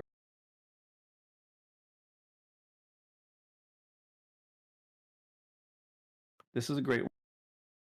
You know, so he's got his planters, he's got his lights, you know, in there. It's just nice and compact. He's got everything he needs. There it is. And I hate farms, so if I'm posting that as a nice one, you know it's good because I really hate farms. If I could do Just anything, an extra point on that one, T. What? That was built on a cliffside next to the ocean. There's no reason why a gardener can't build on a cliffside. yeah, I don't get why everybody has to have flat land. When I was a player, I always built on a rocky stuff. I loved the rocky stuff. Yeah, I double compliments this person because on the cliff, like it was well done, 100%. Yep. And again, I'm farm racist. Like if a genie came out of a bottle and said, "Hey, Farm what could you wipe out of Rust so that no player even remembered it ever existed?" I would say farms. That would be the first farms. No questions asked. Farms. Here's another one. Look, nice and compact. He's got a compound built, but he did it exactly as we asked him to. He brought the walls in as close together as he could. Technically, he should have left those external pods at foundation level, but you know what? He only joined them together by frames like that, so it's not a bunch of wasted shit in between them. Everything's nice and compacted though. His walls are brought in nice and tight. His furnaces are inside the walls nice and tight. The base isn't too overly large. Perfect. Perfect. I ain't buying teas. I've never even drank a tea in this game. I don't think. Maybe on Terminus, like if I'm farming loot and I find a tea, I just drink it. I don't even care what it is. I just drink it. I don't mess with teas. I don't mess with farming. I hate it all. And the last example. This right here is a beautiful example of what we mean when we say, if you're going to build a big compound, lay out the footprint of it in foundations, but only build up the middle. This is what we mean by that. He's got a shooting floor already built. Technically, he didn't really have to do that yet, but we're not going to complain because you can tell he was trying to abide by our rules. He laid out the footprint and with foundations of how far out he wants to expand it eventually when it's the compound, but for now, he just left the middle part built. That's exactly what we mean. Exactly. That's probably going to go into our rules page as an example. That's perfect. So if that player's in the Discord, feel free to claim your base because that was nice. Very perfect. So with all that said and shown, the reason, some of you, President, you included, I think you're one of the people I popped out to. Some of you people, I just told you in person, face to face, like fucking amazing job. Here's some presents. I was doing that a bunch the last couple wipes. So just because I didn't put you guys in one of these channels doesn't mean I wasn't thinking about you.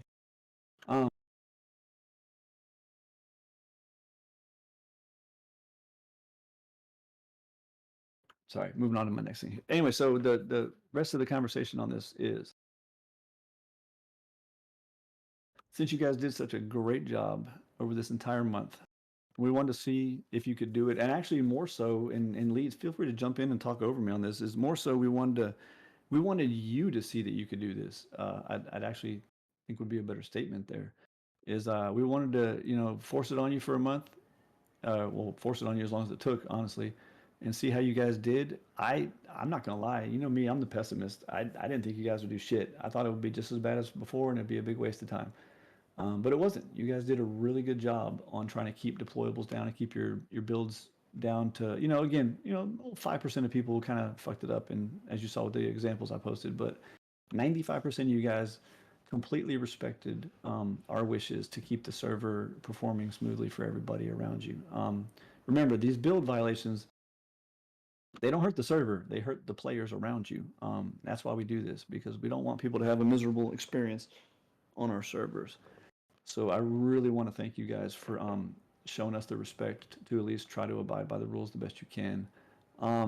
With that said, we're going to lift the rules.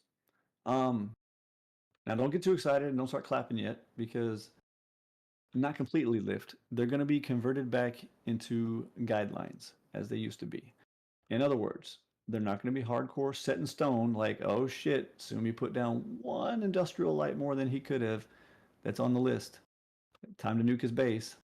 We're still going to be looking. We're still going to be policing it and flying around and watching your bases. But we're going to lift these as hard rules. They're no longer hard rules. We're going to, obviously in Discord they are right now because I'm in a meeting. I don't have time to convert it yet. We're going to convert them over to suggested guidelines. So, obviously, if you start getting egregious and really blowing past the guidelines, it's going to go right back to the same thing again. We're going to, you guys listened. You guys did what we asked. You guys didn't rage on us and quit and do all this bullshit. You guys respected our wishes with the builds and the deployables. So we're gonna show you that same respect in return and lift the rules. They are no longer going to be considered hard rules. They are just going to be suggested guidelines. But again, I know I've said it like 3 times now. They're still going to be monitored. Don't think this is like, yes, I could put down 40 furnaces now. No, you can't. No. Yeah, no 58 fucking auto turrets.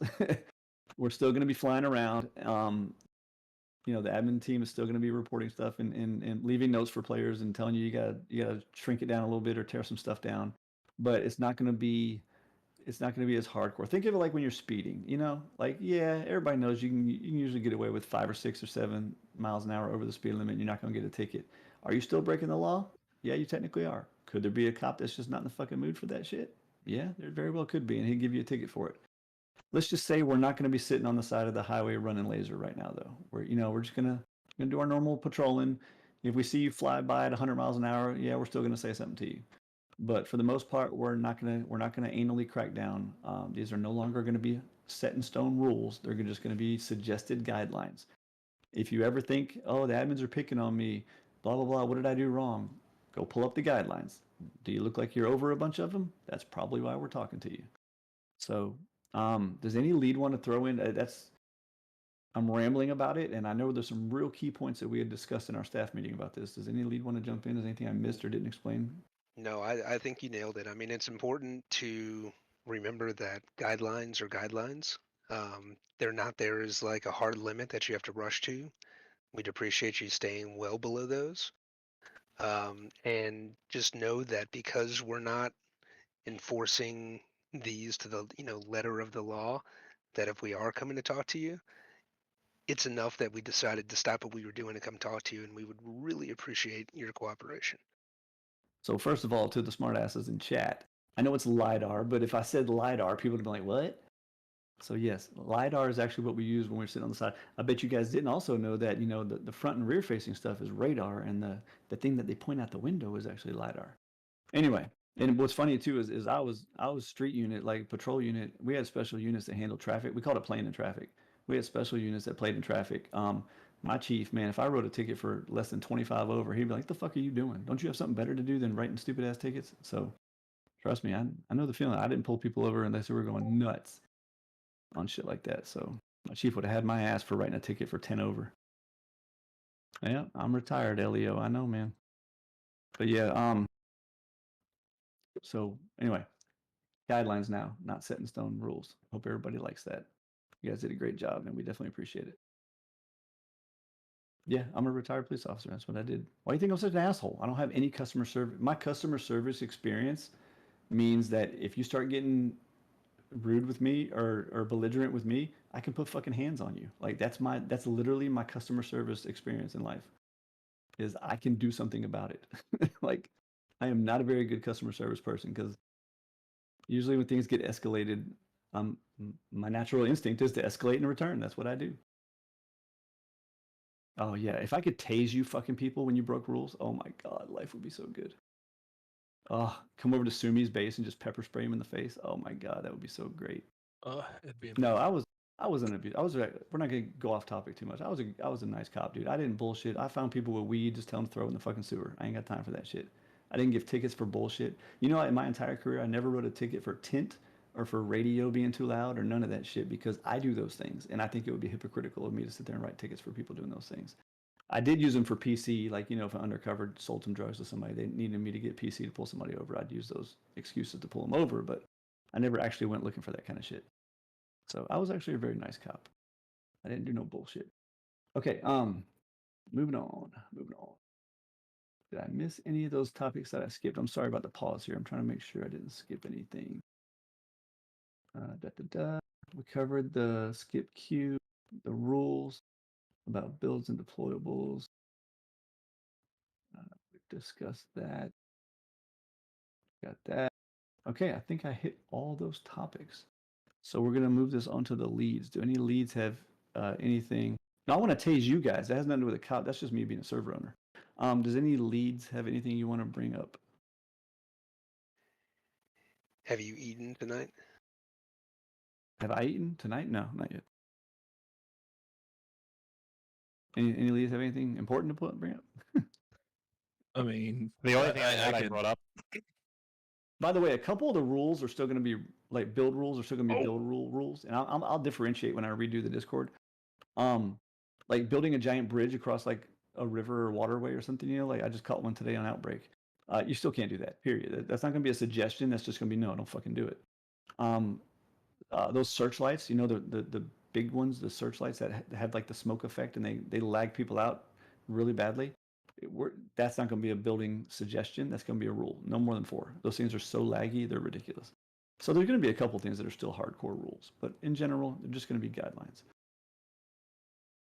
Go ahead, Drac.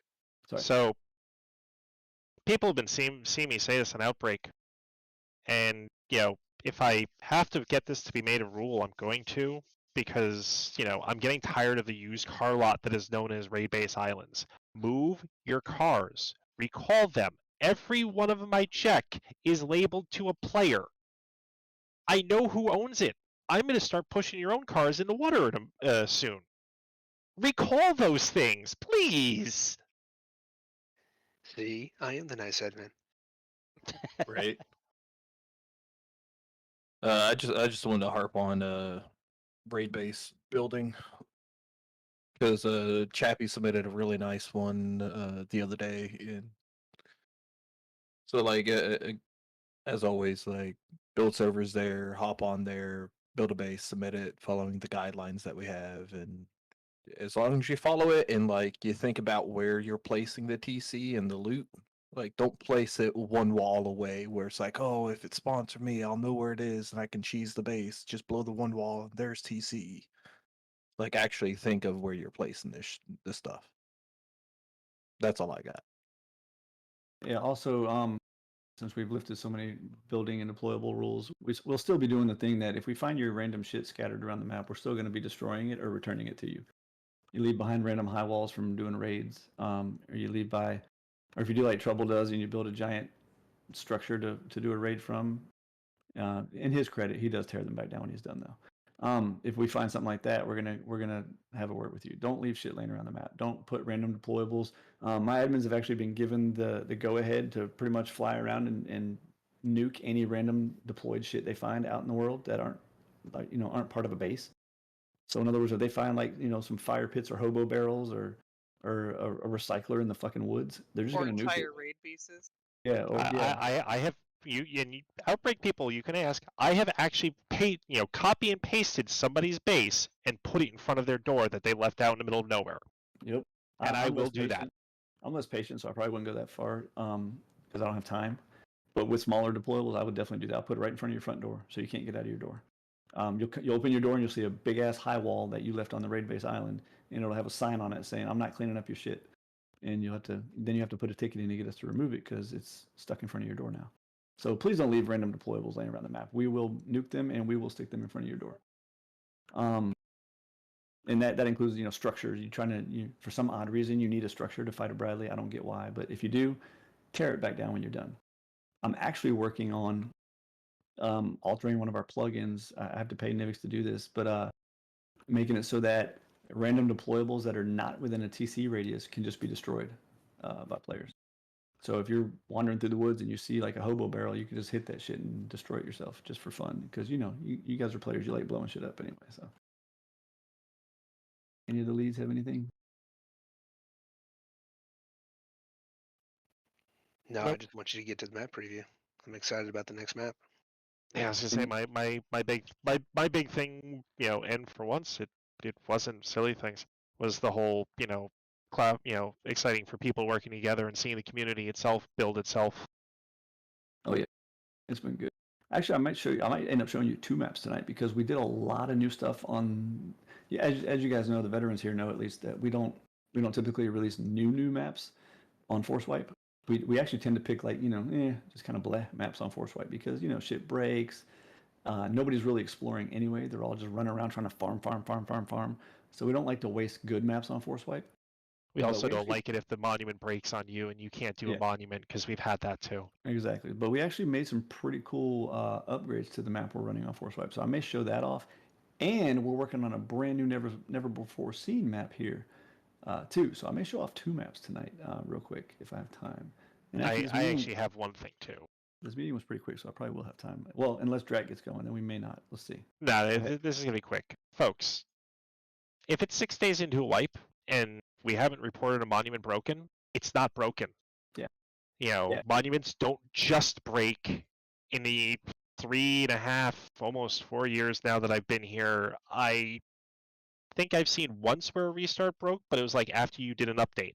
Yeah. So- Oxide update. I have never in my time seen a monument just stop working, break, not do what it's supposed to. It doesn't happen in the middle of a wipe. And if something is usually happening with those, we do put stuff up in, you know, announcements and update log.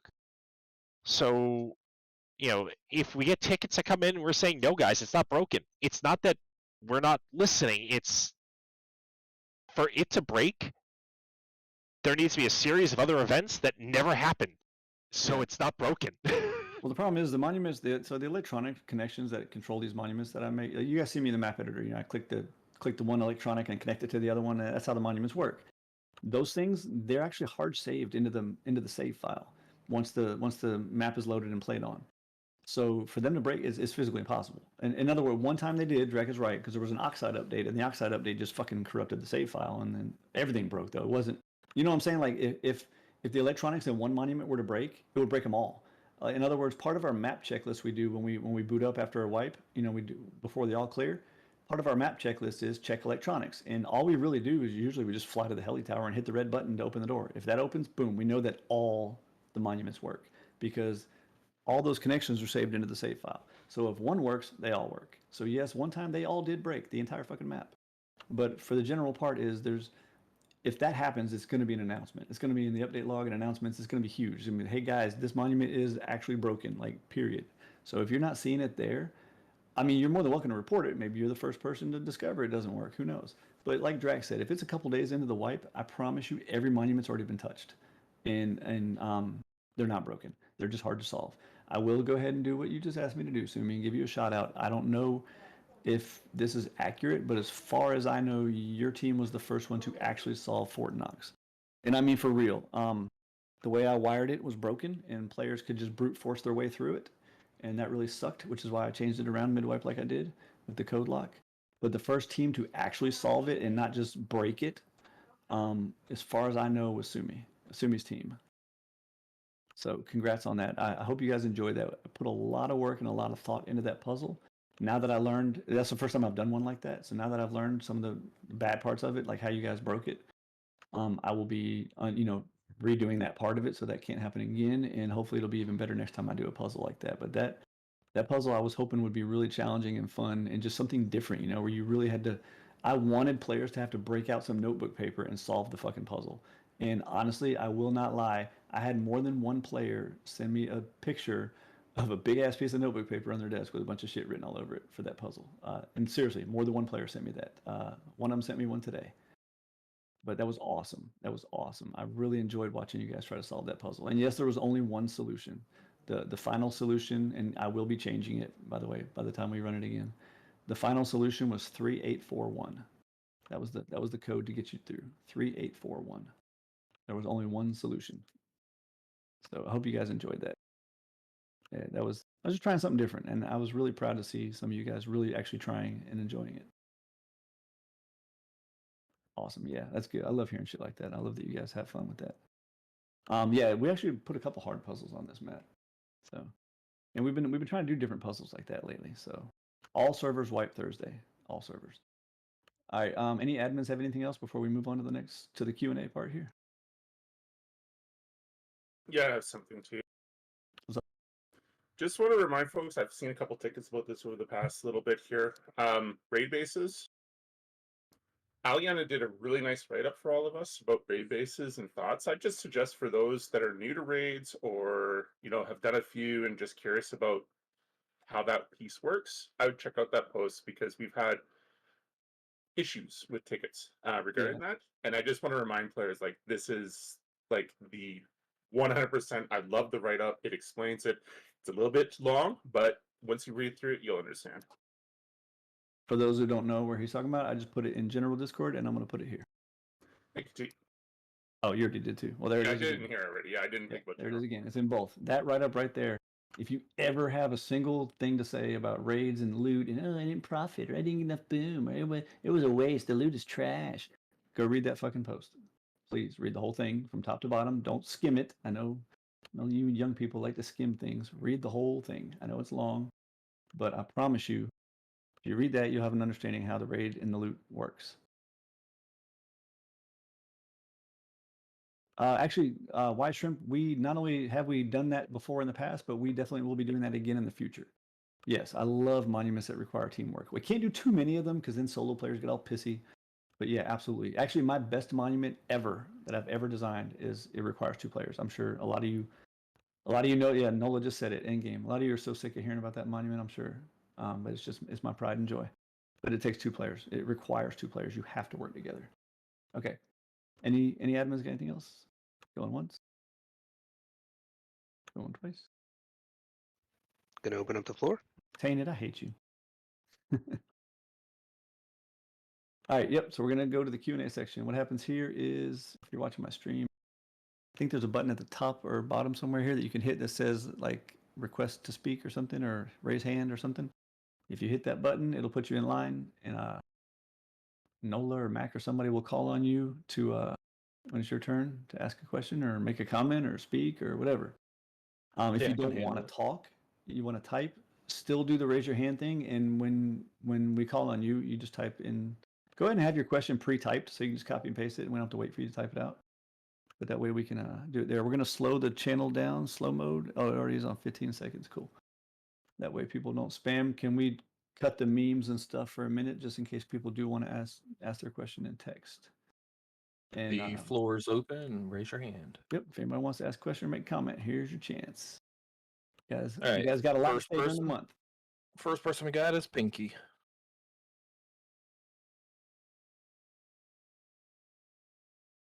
What's up, Pink? Can you hear me? We can hear you. Yep. What's up, guys and girls? Good afternoon. First off, I want to say thank you. Since last meeting, even though you guys did come across as a little bit of an asshole, you really did take in everything the community said to you. And since that meeting, everything you have done is painfully obvious. It shows, and it is appreciated. The changing of the shop and integrating everything into one. The skin shop has come, again, light years to what it was, and it's much appreciated. A couple little suggestions, even if it's possible or not. I was wondering if the quest list could be scaled down or possibly relocated to the right side of the screen. It interferes with the chat dialogue, and even with scaling in the options, it still covers it when you have a full 8 quests. But other than that, keep up the great work, and you'll have a community like us forever.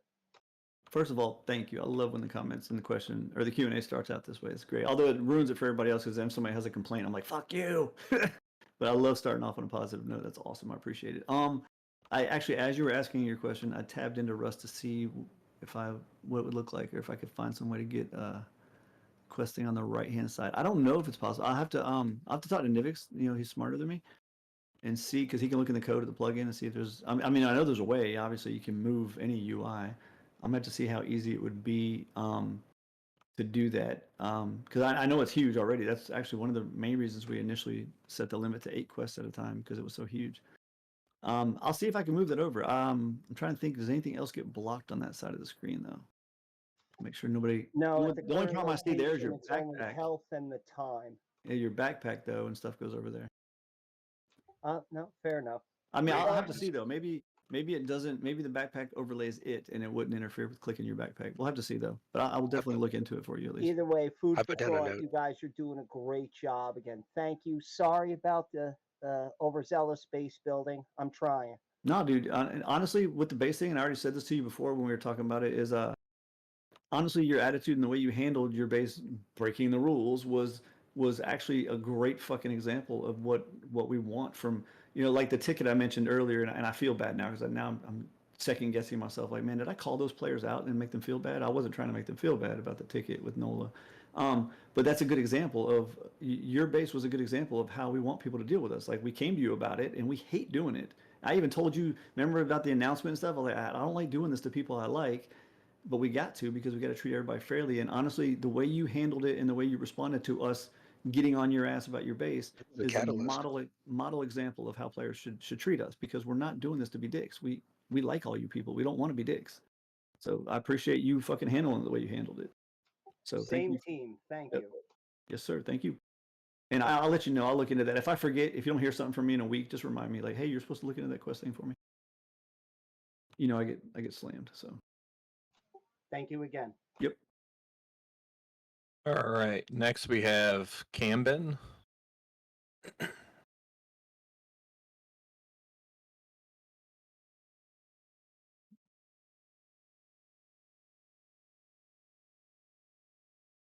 I got the Jeopardy theme song in my head right now. Camben. Oh, my bad. there I you thought go. I thought I could just talk. I didn't see the accept button. No, you're good. You're good. You're good. Go Yanks. What you I got? was wondering if you could go more in depth about the plugins that you were talking about earlier. Like Which you could one? explain them a bit more. Which one? When you said you were gonna remove quick crafting Oh, and if we replace it with remove it. something else. Yeah, so if we remove it, we actually have a couple in mind. One, we have to wait a little while because our developer is completely recoding it from scratch. I can just say the name of it, and some of the old players will erupt because they definitely want this. Remember that special cooking plugin, you guys? You remember that? And Yeah, I here remember here that. goes. Soon me and some other people are going to start typing now, I guarantee it. Anyway, that was one, and the other one is actually a way to enchant your items. You can find these enchantment things and you can apply them to items, kind of like Minecraft was. You remember with the enchanting table and stuff. You can bonuses to your damage, bonuses to your health, bonuses to your mining and harvesting, or whatever the hell we decide to configure it to do. You can enchant items. You can then trade, or you can trade those objects. Like, hey, I got a plus whatever pickaxe, or I got a LR 300 that does 20% fire resistance or whatever, all that shit. You could trade. It'd just be like a whole new economy with like special enchanted items. So. Okay. Thank you. Yes, sir. All right. Next we have Mr. Pibbles. Sue me. Hold on. Sue me. How are you going to act like you don't remember the cooking plugin? You and Adopted wanted to head up the fucking project to develop it. He's almost done, T. To configure it and test it. He's working on it. He's almost done. He is lying. He's lying so bad right now. Okay. All right. Well, we got how about Mr. that? Pibbles. We'll let Adopted do it then. Adopted, you can speak up. I know you're in here. I saw you I typing. apologize. Hello, all you gorgeous people. What's up, Pibbles? Not too much. Just, just got off work and hopped in the meeting. So, T, I guess I'm coming at you directly on this question. I want to know about hordes. And you might not like me, but is there any possible way? I've got 2 questions on this matter. Drop rates for those stones. So I'll be honest with you, I kept track on how many hordes I murdered. I murdered over 200, and on this map we're on now, I don't remember the name of it, I'll be honest with you. I murdered over 200 because I had the 300 kill quest. And I fought so many. I'm the reason why your whole little XP saver thing for TP and corpse thing is a thing, I guarantee, because I'm stubborn as hell and I keep going back. I think I fought like 3 hordes in one monument. So they just spawned there multiple times and I didn't know why, but I was living it up. I was just killing them all. Trying to. I was dying over and over. But I was trying to. And any thoughts on that one? And then I'll ask the other one.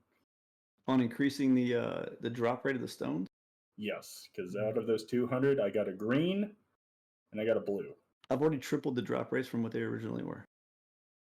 I am just unlucky with RNG. And what's even weirder is as you were talking, I pulled up your profile, and I don't see any horde kills on your profile. Literally not one. I'm serious. And now hold on. As comparison, I'm gonna find who else. Let me find somebody else who has a shit ton of hours. Assuming he's got a bunch of hours.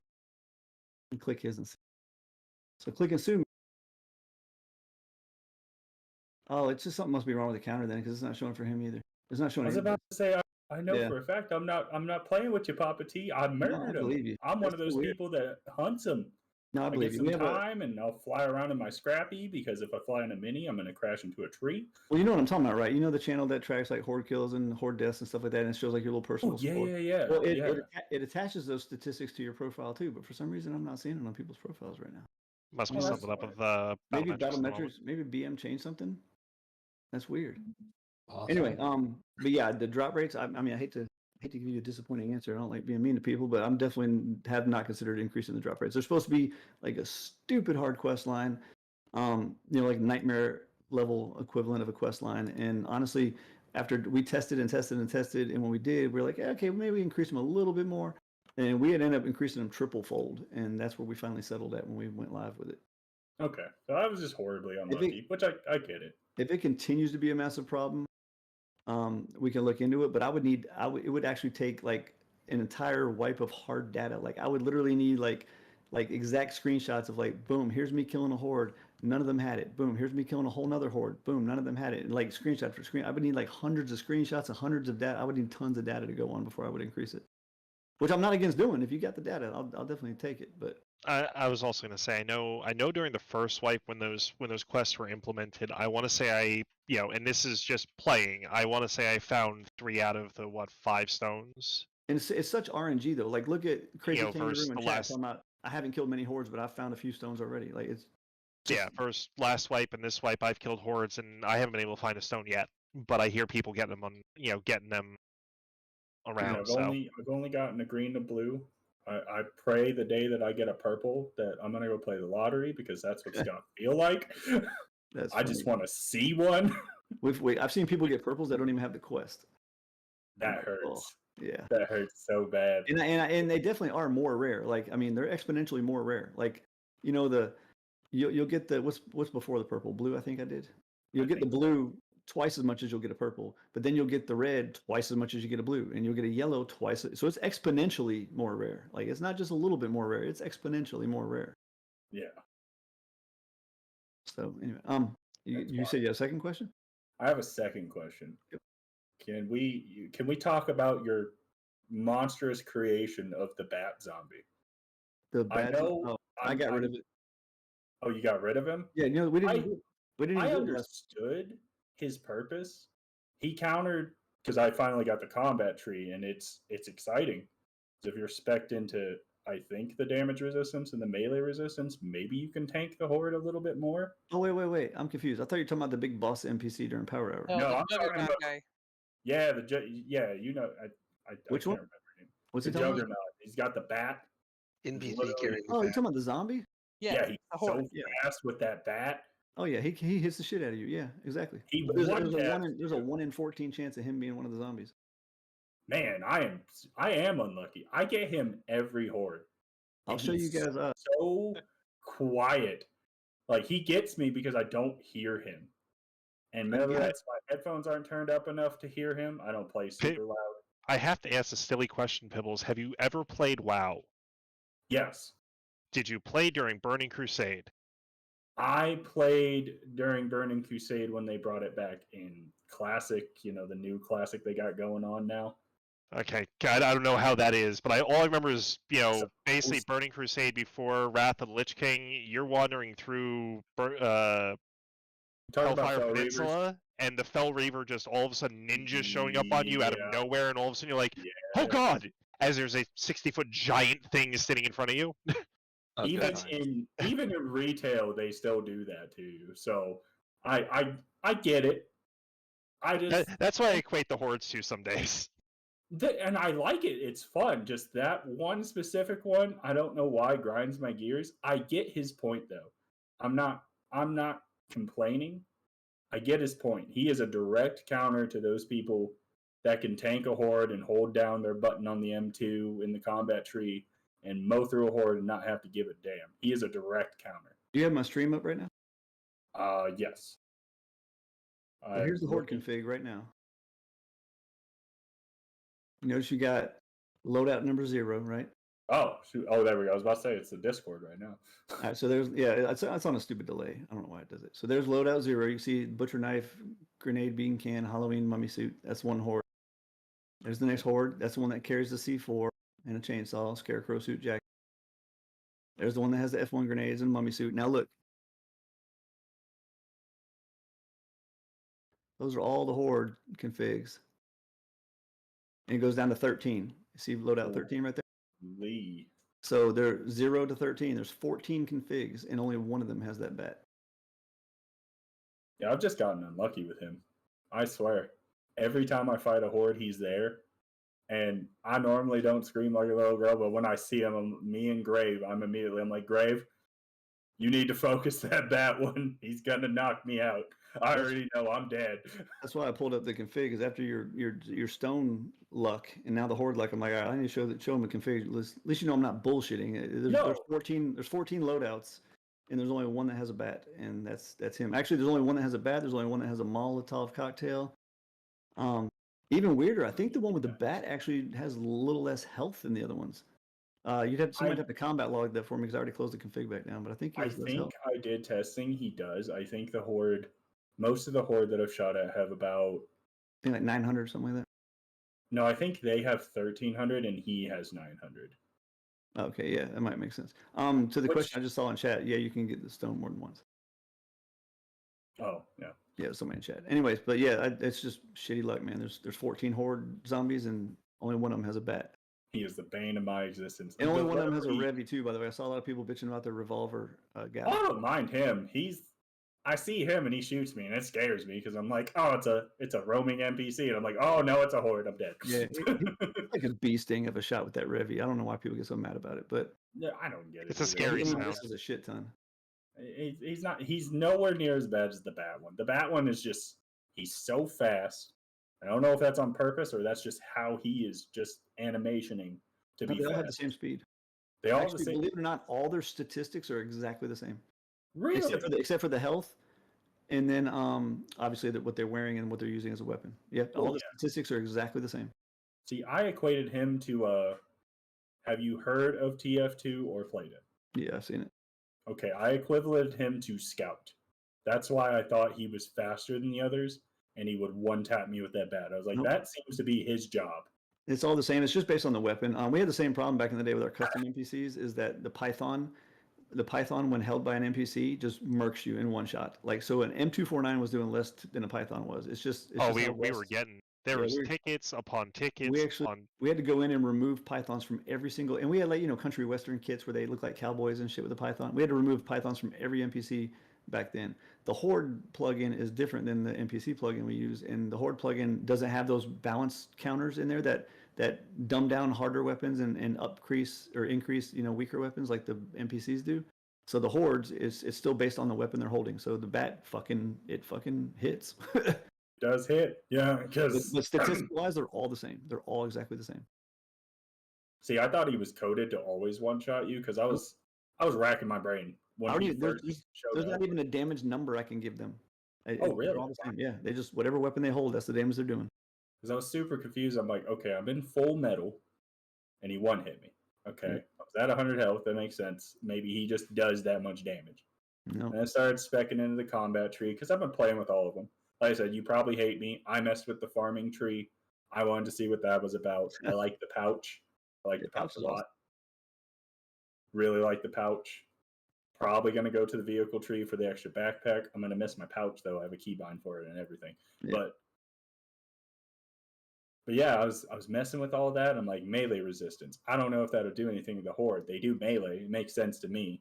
And then scientist resistance was like, they classify as that for the quest. So I don't know if that'll do anything. And then he still one-shot me. I'm like, I have no idea what to do about this guy other than if I see him, focus him hard down. I'm going to die from the rest of them, but he'll be dead. Yep. So I'll be happy there. Small No, victory. Appreciate the feedback. Yeah, definitely do. We gotta go quick so we can get on this map stream. Anybody? Oh, yep. Any other That's all questions I before got. we go? Thank you, gorgeous people. Yes, sir. All right, moving on to the next. We got Sumi. Oh fuck! I didn't think it was my time already. Hello, everybody. Oh God. Damn, I actually forgot what I was gonna say. Fuck. No, I was gonna say if you want me to test any trees, I'm down. I know Adopted will be down to test them also. Oh my if God. What? You made me. I forgot a huge announcement. Raid You Tree what? is going live Thursday, That's y'all. why I'm here, dude. That's why I'm Okay. here. Raid Tree is going live Thursday, everybody. I got to show that off too. I'll show it off when I do the map preview. How about that? Go ahead, Sumi. What else? Damn, I actually forgot what the fuck I was gonna say, dude. Oh, I tested the pull from your backpack thing. I think I linked it in Gen Chat. Okay. But I'll link it again. I have it pinned here. If Alright. anybody wants to try it, it's to pull more than one thing from your backpack. So yeah, he found a way that you can separate the items in that command I was doing earlier with the backpacks, where you can actually pull multiple items at a time from your backpack. Yeah, so that'll pull medical syringe and explosives right onto your hotbar whenever you use it. So not only can you bind any items and any keys, you can bind multiple items to one key. So that's even better. I was gonna say more shit, but I forgot, dude. It's 4 in the morning over here, so It's all good. just love you guys a lot. Keep doing a good job. You guys are fucking awesome. And destroy people's bases. Call it a fucking day, dude. Nah, man, you've been an admin here. You know how it works, dude. We're here for the players. We're here for the players. Nah, I know. But yeah, I forgot what I was gonna say, so you can just kick me out. It's all good. All right, get his ass. Okay, Don't let him moving talk. on. We got Quandale Dingle. Whoa. Sounds kind of hot. Where's his base again? By the way, There you somebody go, in my he's in stream there. had to ask while you're getting him in here. Somebody in my stream had asked if we're going to do any more of those admin raids. I'm hoping to do one again this month. I'll get with the rest of the team on that. But yeah, that was fun. We definitely want to do another one. For those of you that attended, I hope you enjoyed it. Okay, could quests give you more stuff after you complete one, but it's harder? Which quest? So like an upgraded version of the same quest? Oh, well, see the problem. Okay, so yes and no. The problem with the quest is that there's no way to do progression. That's why, like the Waldo quest line, that's why you had to do it so weirdly, where you got to buy this thing from Waldo and then you got to go to the quest guy and the quest guy gives you a bleach and you got to take the bleach. That's why we did that way, is because that was the only way to make some kind of progression-based quest. I think I mentioned this in the last meeting. But if I didn't, I'm sorry for saying I did. But I'm working on, and again, this just all comes down to time, man. If you guys knew how little time I have. I'm working on and obviously paying Nivix to gonna try to get our quest plugin customized so that it can have progression-based quests, meaning the requirement for a quest is you had to complete the one before it. Like you can't even accept the quest until you've completed the one before it.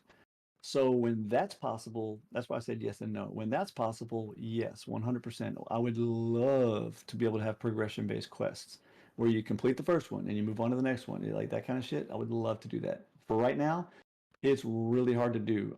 Again, that's why the Waldo quest line is so weird, because that's the only way we could come up with a progression-based quest system. I mean, we do kind of have a couple where it's different quests. You can pick them all up separately, but it's that's why they're like, not hey, progression. farm a certain amount of stone and then farm even more stone. Yeah, and you get better rewards, but they're not progression-based. In other words, Yeah. you don't have to do the first one. Yeah. Eventually, I would like to do it that way, though. It would be nice. Hopefully that answered your question. I think that's what you're asking me. Okay, perfect. Next person. All right. So next person we got is the Nomad. Hey, I'm actually about 2 months into this server, and I just want to say y'all are probably 100% the best admin coverage for running a smooth server and legitimately actually keeping the opinions of the players to heart. And I just want to say y'all do an amazing job on that. First off, And can we keep him? No bad is I do have a few ideas. I mentioned it to one of the admins. I don't want to sound like I didn't value the conversation, but I don't remember who. I will say though that in a previous server, I had I guess you would call it a plugin that you can add like turrets and shotgun traps and SAM sites, which SAM sites are pointless on this, being honest. But but it was the vehicles, and it was like a damage reduction. And I was thinking, yes, it'd be way overwhelming if everybody just ran around with a vehicle, but would there be a concept of maybe adding it into the vehicle tech tree that you could add some sort of defense weapon, so that way if zombies are following you, like there or you're like stuck, you're pinned down or something like that concept, it has a little bit of a defense barrier. So, actually, I fucking love that thought of spicing up the vehicle tree with maybe like some offensive capabilities or defensive capabilities. I'll have to. That's a very vague statement for me. Like I have to talk to the new guy. That's obviously the person who develops the plugin that we're like really tight with right now. I already looked stuff. I'll have to talk to him, but that is because honestly, the last couple of weeks or so, he's been in voice with me every night, just brainstorming new skill ideas. We're desperately trying to find an underwater alt, by the way. We just can't think of one yet that will actually. It's you guys gotta remember, like the capabilities of Rust is the hard part. Like there's only certain things Rust can fucking do, and you know, like I had one that I wanted players to walk on water for the alt, but it just can't be done. Like it's a client side action, so we can't alter client side actions. That's called a hack. But back on topic, yeah, that's. I don't know what the specifics of it would be, but that's actually an amazing idea. Maybe some kind of If I gave you a server name, direct like in your direct messages, would you be able to like say, hey, if you want an idea what I'm talking about, you could check out this server? Is it built into skill tree? It's not built into a skill tree. It's in the server itself. Yeah, no. See, yeah, we have those kind of capabilities already, honestly. But I'm just talking about how I can implement that in the skill tree is what I'm talking about. Like I already know how to do it. I just need to make sure we can get it implemented in the skill tree where it's not too overpowered and stuff like that. So yeah, I'm going to put one caveat to this, and that's all of you folks need to learn how to recall your vehicles. Yeah, because if I find just armored tanks sitting in the middle of nowhere. Yeah, well, I have problems. So you're saying it's okay for us to leave armored tanks all over the place and rivers and roads, but they can't? I'm about to say, let me just recommend maybe just throw down like a 2-hour cooldown that if it's not been personally used, it's been like storage or driving, then it automatically gets withdrawn and anything in the storage also gets taken out. The problem with that is we fully customize that, and most of our vehicles actually do automatically recall and stuff like that. The problem being is players got pissed off about modular vehicles doing that because some players like to live out of them. Like literally, they were storing their stuff in there. That was their bed. That was their base. Like it was a mobile base, and if it gets auto recalled, it's gone. So, I mean, obviously, you get your components and stuff back, but it was just gone, and people were pissed that hey, I'm out here, doing stuff, and I go back to deposit my shit in my base, and my base auto recalled. So we had to turn that off for those kind of things. So it is definitely a possibility, but it's the lesser of two evils is us not auto recalling those things for them. But other ones do. Like if you leave your minicopter out there in the field, it's going to just auto recall after a while. And I know it sounds very random to throw this out there, but it's kind of just the balance of the eco versus the combat side of the server. Is there any way that maybe you could have some sort of titles or some kind of basically title that says like, oh, I finished all the farming quests, just like there's a nightmare title, somewhat of a balance act, because there's some of these quests, and I'm not saying they're impossible to beat, but some of these quests are literally you have to be dedicated to farming in order to stack it for. No, you're 100% right, because some of those quests were designed to literally be, hey, this player, all they want to do is farm and sell fucking teas. So we're going to make a Nightmare Raid version quest for them, where it's going to take them the entire wipe, and they can barely complete it in the whole wipe because that's what they like to do. You're absolutely right on that. And we tried to provide a quest category for every type of player. Like the first big quest was, raid nightmare bases and stuff. That was the first one. And then we was like, well, you know what? What about people that don't raid? What about farmers? We need to make, even though I hate them, we need to make a quest for farmers, and we need to make a quest for people who love mining nodes. And so we tried to do that for each type of quest, like make what we call the nightmare quest for that play type. So you're absolutely right with that. And I actually love the fucking idea of somehow automating a custom title when you complete the whole quest line. Maybe actually, again, I have to. Is all talking to the developers because we got to have time to do this, because the quest developer is a douchebag and does not respond to shit and is the worst developer I've ever seen in my entire life. Luckily, our quest plugin now is almost probably 60% customized from what he released, because he is a piece of shit. And yes, I'm purposely insulting him in public. That the developer of the quest plugin is literally a piece of shit. So if I can get our developers that aren't pieces of shit Well, I know it's kind of like the same coverage whenever I ask this. It's is there any? Am I missing a command that says? I know there's one that shows off the amount of raid points, but is there like a top farmer or so forth? Like you could do it that way, so that way, and in technicality, you can look it up through a scoreboard and maybe. No, that's No, called we don't. player challenges. We actually ran that plugin for 2 years and we got rid of it. It is the most taxing, beat the shit out of the server lag plugin in the world, because you got to remember it's monitoring every single action that every single player takes at every single given moment in time. Every rock you pick up, every flower, everything. And then you got to remember, True PVE plugin is already doing that anyway. Skills plugin is now also doing that too. So we have so many other plugins that are already monitoring every single action y'all do. Monitoring all the actions just for a title or a scoreboard was killing. Some of our veteran players will tell you we player challenges, that plugin that had what you're talking about. It gave you a custom title, including for completing quests, and it had scoreboards for the leaders, and it had all that for all the different. I mean, everything from completing quests all the way down to who killed the most chickens or who drowned the most. Like, it was a really cool plugin. I'm not gonna lie, but it was a nightmare. Let's just put it this way: the biggest, most taxing plugin we run is raid bases, and raid bases usually operates anywhere between 100 to 189 hook time. The PC plugin, the one I'm talking about, ran at like 400 to 600. So that's like 4 to 5 times as hard hitting as raid bases. So we had to get rid of it. And also I just want to, we like I said, we got a lot of new players. I try to reach out and more than welcome to help out where I can, but in order to help out the server so I can give them the right information, is there any like particular item that yes is acceptable, like a player can get, so to say? Like I've heard windmills are more stress on the server than solar panels. Big time. Is there any particular item that you'd be like, I'd recommend doing this over that, so that way you can avoid lag issues or test gen. Okay, so I'll tell you, I've given the speech before, but I'll give a real quick version of it. The things that affect frames per second. You got to remember, everything we say with lag is never about the server itself. It's always about your actual machine, or another player's machine. But the things that hit you the hardest would be obviously animations. So that's why we all hate windmills.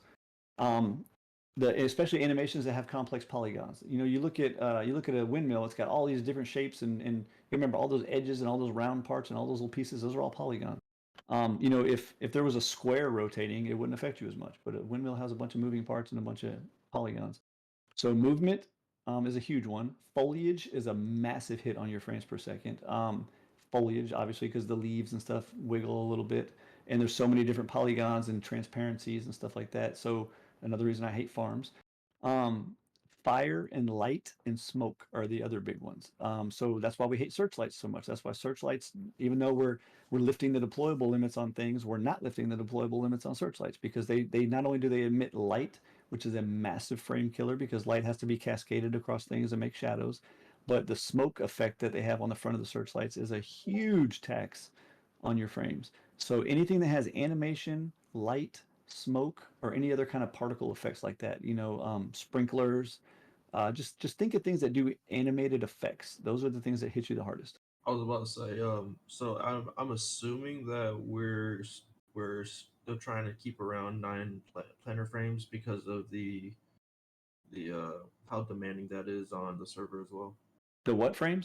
The planner boxes. We're trying to. Oh yeah, we're definitely trying to keep we're lifting the hard rule, but the guideline is definitely staying where it's at on the planners. I mean, all the rules are staying as they are. They're just getting turned into guidelines. Some of them we're not going to be as anal and like Nazi about, but the planters is definitely going to be one that we're still pretty Nazi about. Okay. Because honestly, it's hard for me to speak on this because everybody knows how much I hate farming and I think it's the dumbest thing in Rust. But some of the major farmers in the admin team can even vouch for you. You don't need more than 9 planners, period. You really don't. Wookie's chick, man, she's probably the biggest farmer we've ever had on the server. I'll say I haven't spec'd into any of the planning, and I'm telling you that 9 planner boxes give you plenty of whatever you need. Yeah, and that's without specking into farming. Yeah. So. Oh, yeah. I appreciate it. Yeah, man. Thanks for all the questions, man. It was good stuff. And I still will. I know he's gone right now, but I still will look into a way to maybe assign some sort of title for completing a whole quest line. I wouldn't do it for all the quests, but like the nightmare raids. Well, you already get nightmare title, but maybe like the Waldo quest line. When you complete that, maybe you can get a title. Maybe even have some way you can type a command to turn the title on or off if you don't want it. Stuff like that. Well, I'll have to look into that. It's kind of cool. Yeah. Well, we don't have anyone else, so. Okay, cool. Let me show off before I do the map preview. Let me go ahead and show you guys the new skill tree. Everybody want to see the new skill tree? If you do, you might want to jump into my stream. If you don't give a shit, I guess go ahead and start logging into Rust. Because after I'm done showing this tree off, we will give out the prizes and then do the map preview. So the meeting is not over yet. I'm going to show off the new skill tree. This is going to go live on Thursday. Was there anything else that was going live on Thursday major that I needed to bring up? I don't think there was. I mean, Face Punch updating everything and breaking everything. Well, that's typical though. Okay, so if you guys are watching my stream right now, and by the way, I cannot see Discord while I'm doing this. I've got my stream on the other channel. If you need to ask me something, just ask it in the stream there. It's the only screen I can see right now. So here's the new skill tree. This is the raid-based Can't one. see it on your stream yet, T. Are these the final numbers? I can't remember if these are at the final numbers. Looks like they might be. I mean, what, you can't see my stream? Oh, I got to. No. I hope if I put it on a Rust, right? All right, yeah, let's make sure these are the final numbers here. I think they are. I guess Chap here, one of the people that were playtesting this on the main servers, can tell me if these numbers look right. But anyway, so these are the skills though. No nodes on Thursday. So the first skill reduces the damage taken from your own explosives by. Okay, yeah, these are the new ones because I remember this used to be a tier 2 and I moved it to tier 1. Okay, so the first skill just reduces the amount of damage you take from your own explosives. So if you jack this up really high, you can personal explosive reduction 75% right there. So that means you could pretty much stand right in front of one of your satchels and have a better chance of not getting murked. This one's a good one right here. This one actually was a player suggestion, and we implemented this skill after the fact. This is a newer skill. Reliable explosive, a chance per level for a dud explosive to explode anyways. So satchels in bean can or whatever. That right there, if you had that skill maxed out, I think it maxes to 100, doesn't it? To 80%. So if you max this out to 80%, you have a pretty good chance that your shit's always going to go off. And remember, that doesn't mean 80% of your satchels will not be duds. That means if Rust, like actual vanilla Rust decides, hey, this satchel is going to be a dud, it's not going to blow up, then it rolls the dice and you have an 80% chance of it just blowing up anyway instead of being a dud.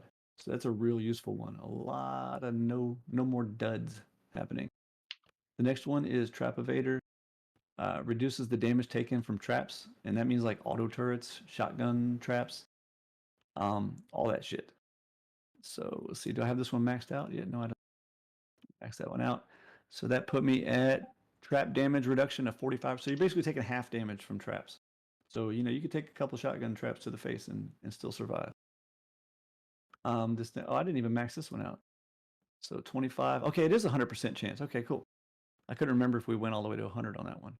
So the dud one, if you max that skill out, you will never have a dud satchel or a dud bean can grenade again. They're 100% no duds. This next one here, if maxed out, it gives you a increased damage against traps, 45%, same as the reduction one. So you're doing about 50% more damage to traps. In other words, auto turrets, shotgun traps, flame turrets, you do more damage to those. This one right here is called Press Explosive. This increases the radius of your explosions. The max level of this is 125% increase in the radius. And yes, that does include the core damage, which, you know, the explosions, they have like the main damage in the middle and then like less damage on the outer edges. That 125% increase increases the core radius also. So when I don't remember if you guys watched my stream when I was testing this and showing some of this off before, but it does some massive ass damage. Oops. It does some massive damage. Big radius. That one's pretty nice. And that is one of the skills that is limited to only work inside raid bases. You notice an orange text here. Some of these skills only work in raid bases. So in other words, you can't stand on top of a tower and throw grenades at zombies and think that it's going to have an increased radius because it only works in raid bases for that particular skill. Moving on down.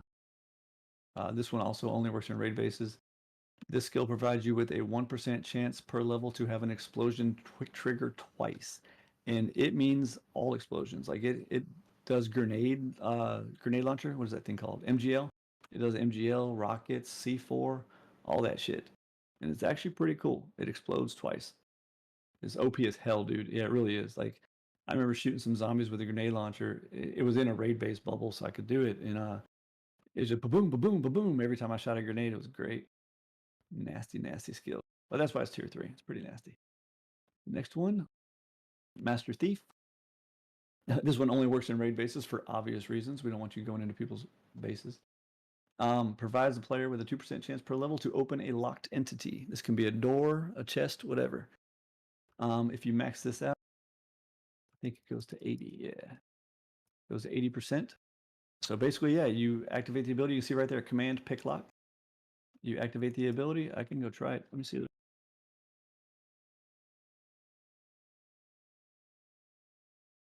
Watch it not work, of course, the one time I tried. But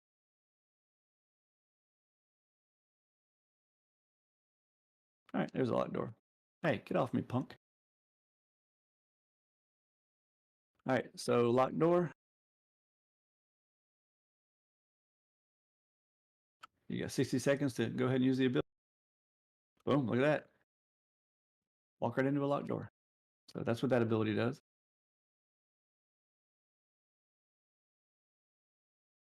Guess I could throw some explosives and see if my double explosion triggers. It's pretty cool.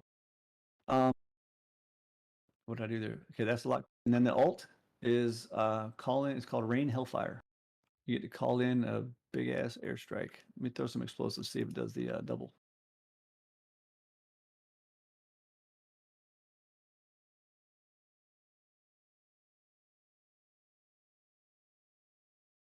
Of course it did.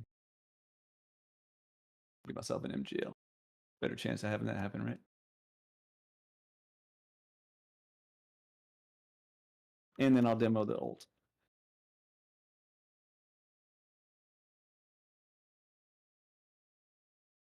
I'll go to a different base to demo the ult. So here's the explosion twice one. I'm sure at least one of these will go off. Let me turn my sound up a little.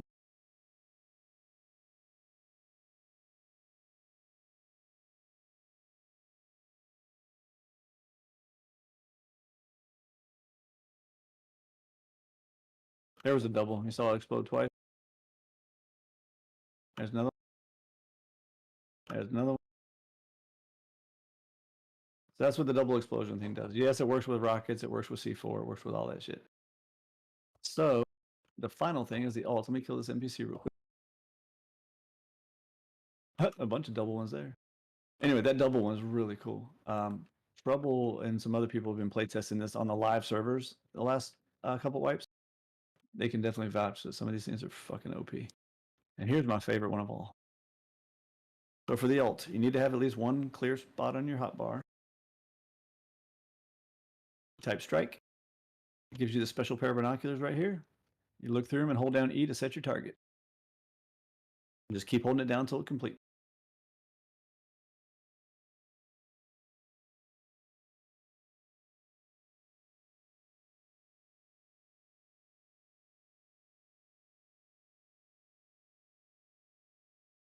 And there's not much left of the base.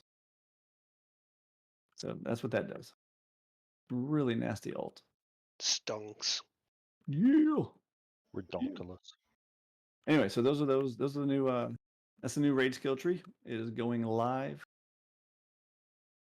on Thursday. Again, I know all this works. We've had a small group of players that have been playtesting this on the real servers for the last couple weeks. Everything's good to go. Matter of fact, this is installed on the servers right now. It's just turned off for everybody else. But yeah, here they are. They all work. So yeah, it's a good way to soften up a base when you want to get a little head start on it, right?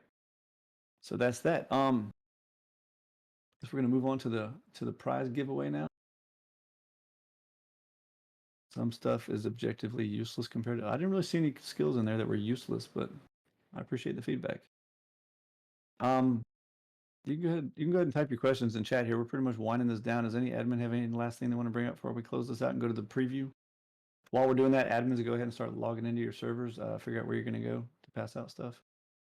I'm on term already in town. I'm on Utopia. Already got a building made. Hey, level up more then, Glue. Come on down to Tainted Town. Get yourself some Tainted Bucks now. Come on here. Whoa. Yeehaw. You. I'm dead asleep. And penicillin. Awesome. So for those that don't know how this works, just go to town on your respective server. There'll be an admin there waiting for everybody. Line up single file in front of the admin. Just wait your turn. Don't worry. Everybody's going to get their prize. We either give you 50 paper, well, Zeds now, or 50 rockets. Admins, don't forget how to give Zeds now. You actually, in Battlemetrics, click the little arrow next to the player's name and select the give Zeds command, and you can type the amount there. Or you can just give your or might be easier. Just use that command on yourself and give yourself. That's what I did. Yeah, give yourself like a fucking stack of 1,000 or something, and then just throw them onto the map when you're done. Zeds are just the new customized paper that we use as currency in town. Come on, you guys didn't see my new currency? I worked really hard on that. You guys like that? Check By it the out way? when they win. Yeah, you'll see it when you get it, I guess. But everybody I'm like gonna new mute so I currencies can and talk. stuff? Yep, ditto. Cool. Anyway, so line up in front of the admin. When you get up to the admin, just tell him. You can still say paper. He knows what you mean. Just say Zeds or paper or whatever, or rockets, and he will throw you 50 rockets or 50 Zeds. It's your choice. You only get one or the other. No, you cannot. Take it with you somewhere else. Once you get it, please leave so that there's no confusion and the admin doesn't think you're trying to double dip or something, because we will get kind of pissy if people try to double dip. And move on. I'm going to start flying around the map and giving a little map preview while the admins pass out the presents. When I'm going to do just slow, flying a minicopter preview until the presents are done being given out, which doesn't take very long. And then I will start flying around showing some of the juicy content. And I will also switch servers to the new map. This is actually the map I'm on right now is the one that's going live Thursday. The one that's on our other test server is the brand new map that we're working on for the following wipe. So I will actually show both of those tonight. If you are in my stream, that's where that's at. If you're not in my stream, well, I guess you just get to hear me talk to myself. So yeah, meeting's over. Everybody head to your servers to get your prizes. If you want to watch the map preview, it is in the stream. The link should be in Discord.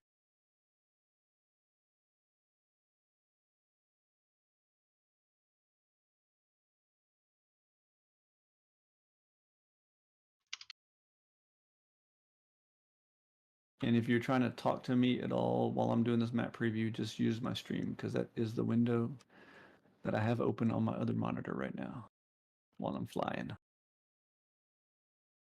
I can't fly good enough to tab out. By the way, Farrakh is reminding me of another thing right now in the stream that we should have said during the meeting is we definitely appreciate all the players that are always answering questions for new people. If you guys haven't noticed, man, we've had a huge influx of new players lately. I mean, just slam packed with new players. So I really appreciate the fact that a lot of people answer their questions and help them out and kind of give them tips and tricks. Every now and then you'll see a douchey comment of like, it's like, dude, why would you, just because they're asking questions, don't be mean to them. We're a nice server. But 99.999% of you guys just give them good answers and help them out. We really appreciate that shit, because it takes a lot of weight off of our shoulders. Because that's technically our job, and you're helping us with our job, so we appreciate it. Be nice to the newbies. Anyway, so this map is the one that's coming live Thursday. This is the fuck map am I on, y'all? ZL Express. This is ZL Express. This is actually, we ran this back in September of 22. And yeah, I thought about a newbie incentive program. The problem is just the logistics of all of it is pretty difficult to work. Anyway, we ran this back in September. What month is 9? 9 is September. Yeah, September of last year. But we really did a lot of revamping of it. You know, the removal of Outpost and Bandit Camp now is allowing us a lot more room and a lot more entity freedom to do some new cool stuff. Like for instance, you know, Fort Knox and the Bank of Zed that I put on that last map, those are new additions to that map. Those were not on there before. And if you didn't notice their positioning, they took the place of Bandit Camp and Outpost. So it's allowing us a lot more freedom to do some really cool shit with the maps. So this is so for those of you that have been around here for a year or more, you know, you'd be like, well, I've played ZL Express a long time ago. Well, a lot different now too. We've changed a lot of stuff on it. So I'm just gonna fly around lazily for right now until the admins let me know that they are done with their prize giveaways. And then I'll show some of the juicy stuff. Oh, there's some bad jank over here, admins. Till last term or last call on term. Who is that? Who's Graveyard X? Who are you in game? What server? Oh, it's Grave, just regular Grave. I know who you are. I'm sorry, we got like 5 Graves. That's why I'm asking. We have a Grave admin. We have another Grave. We have Graves. We have Grave 9. That's Grave, your uncle. Okay, cool. Yeah, you guys, you wanted to go to Pibbles, Grave?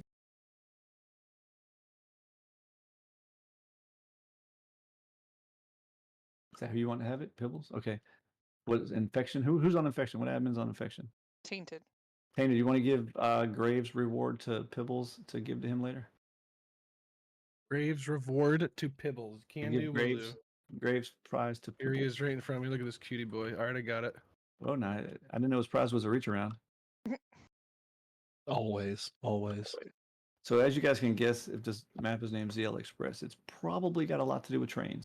I will warn you guys, there was an issue with a lot of these sidetracks. It turns out this map was created before the new train types and the new track types.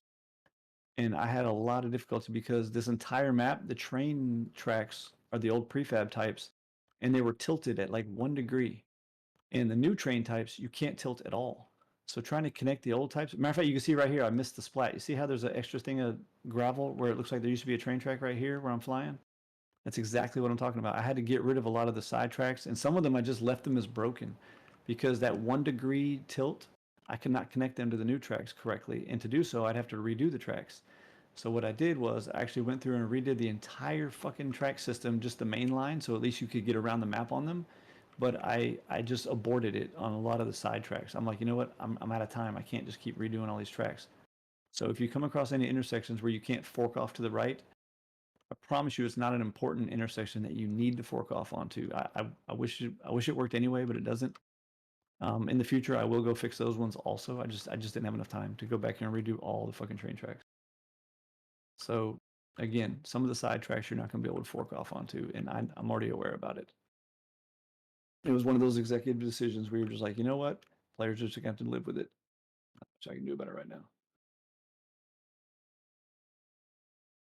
The abortion. Oh, because I aborted it. I got you. I have a weird stance on abortion. I'm not pro and I'm not against. I'm just right in the middle. Appreciate your work. Hey, well, we appreciate you players, man. Work would be fucking pointless if we didn't have cool players. I always tell everybody that it's your server. I know it's y'all's server. Because if it wasn't for y'all, it'd just be a fucking Windows box sitting on a shelf somewhere. Wouldn't be shit without the players. So yeah, when I start flying, ooh, I'm getting shot. When I start flying more, I'll show you guys some more details here because there's all kinds of cool tunnels and shit on this map. I'm just trying to be lazy until all the prizes are given away. I'm guessing Outbreak's the only one we're waiting on. Yeah, I'm calling mine. No one else has come. So just Outbreak. Infection's pretty much dead at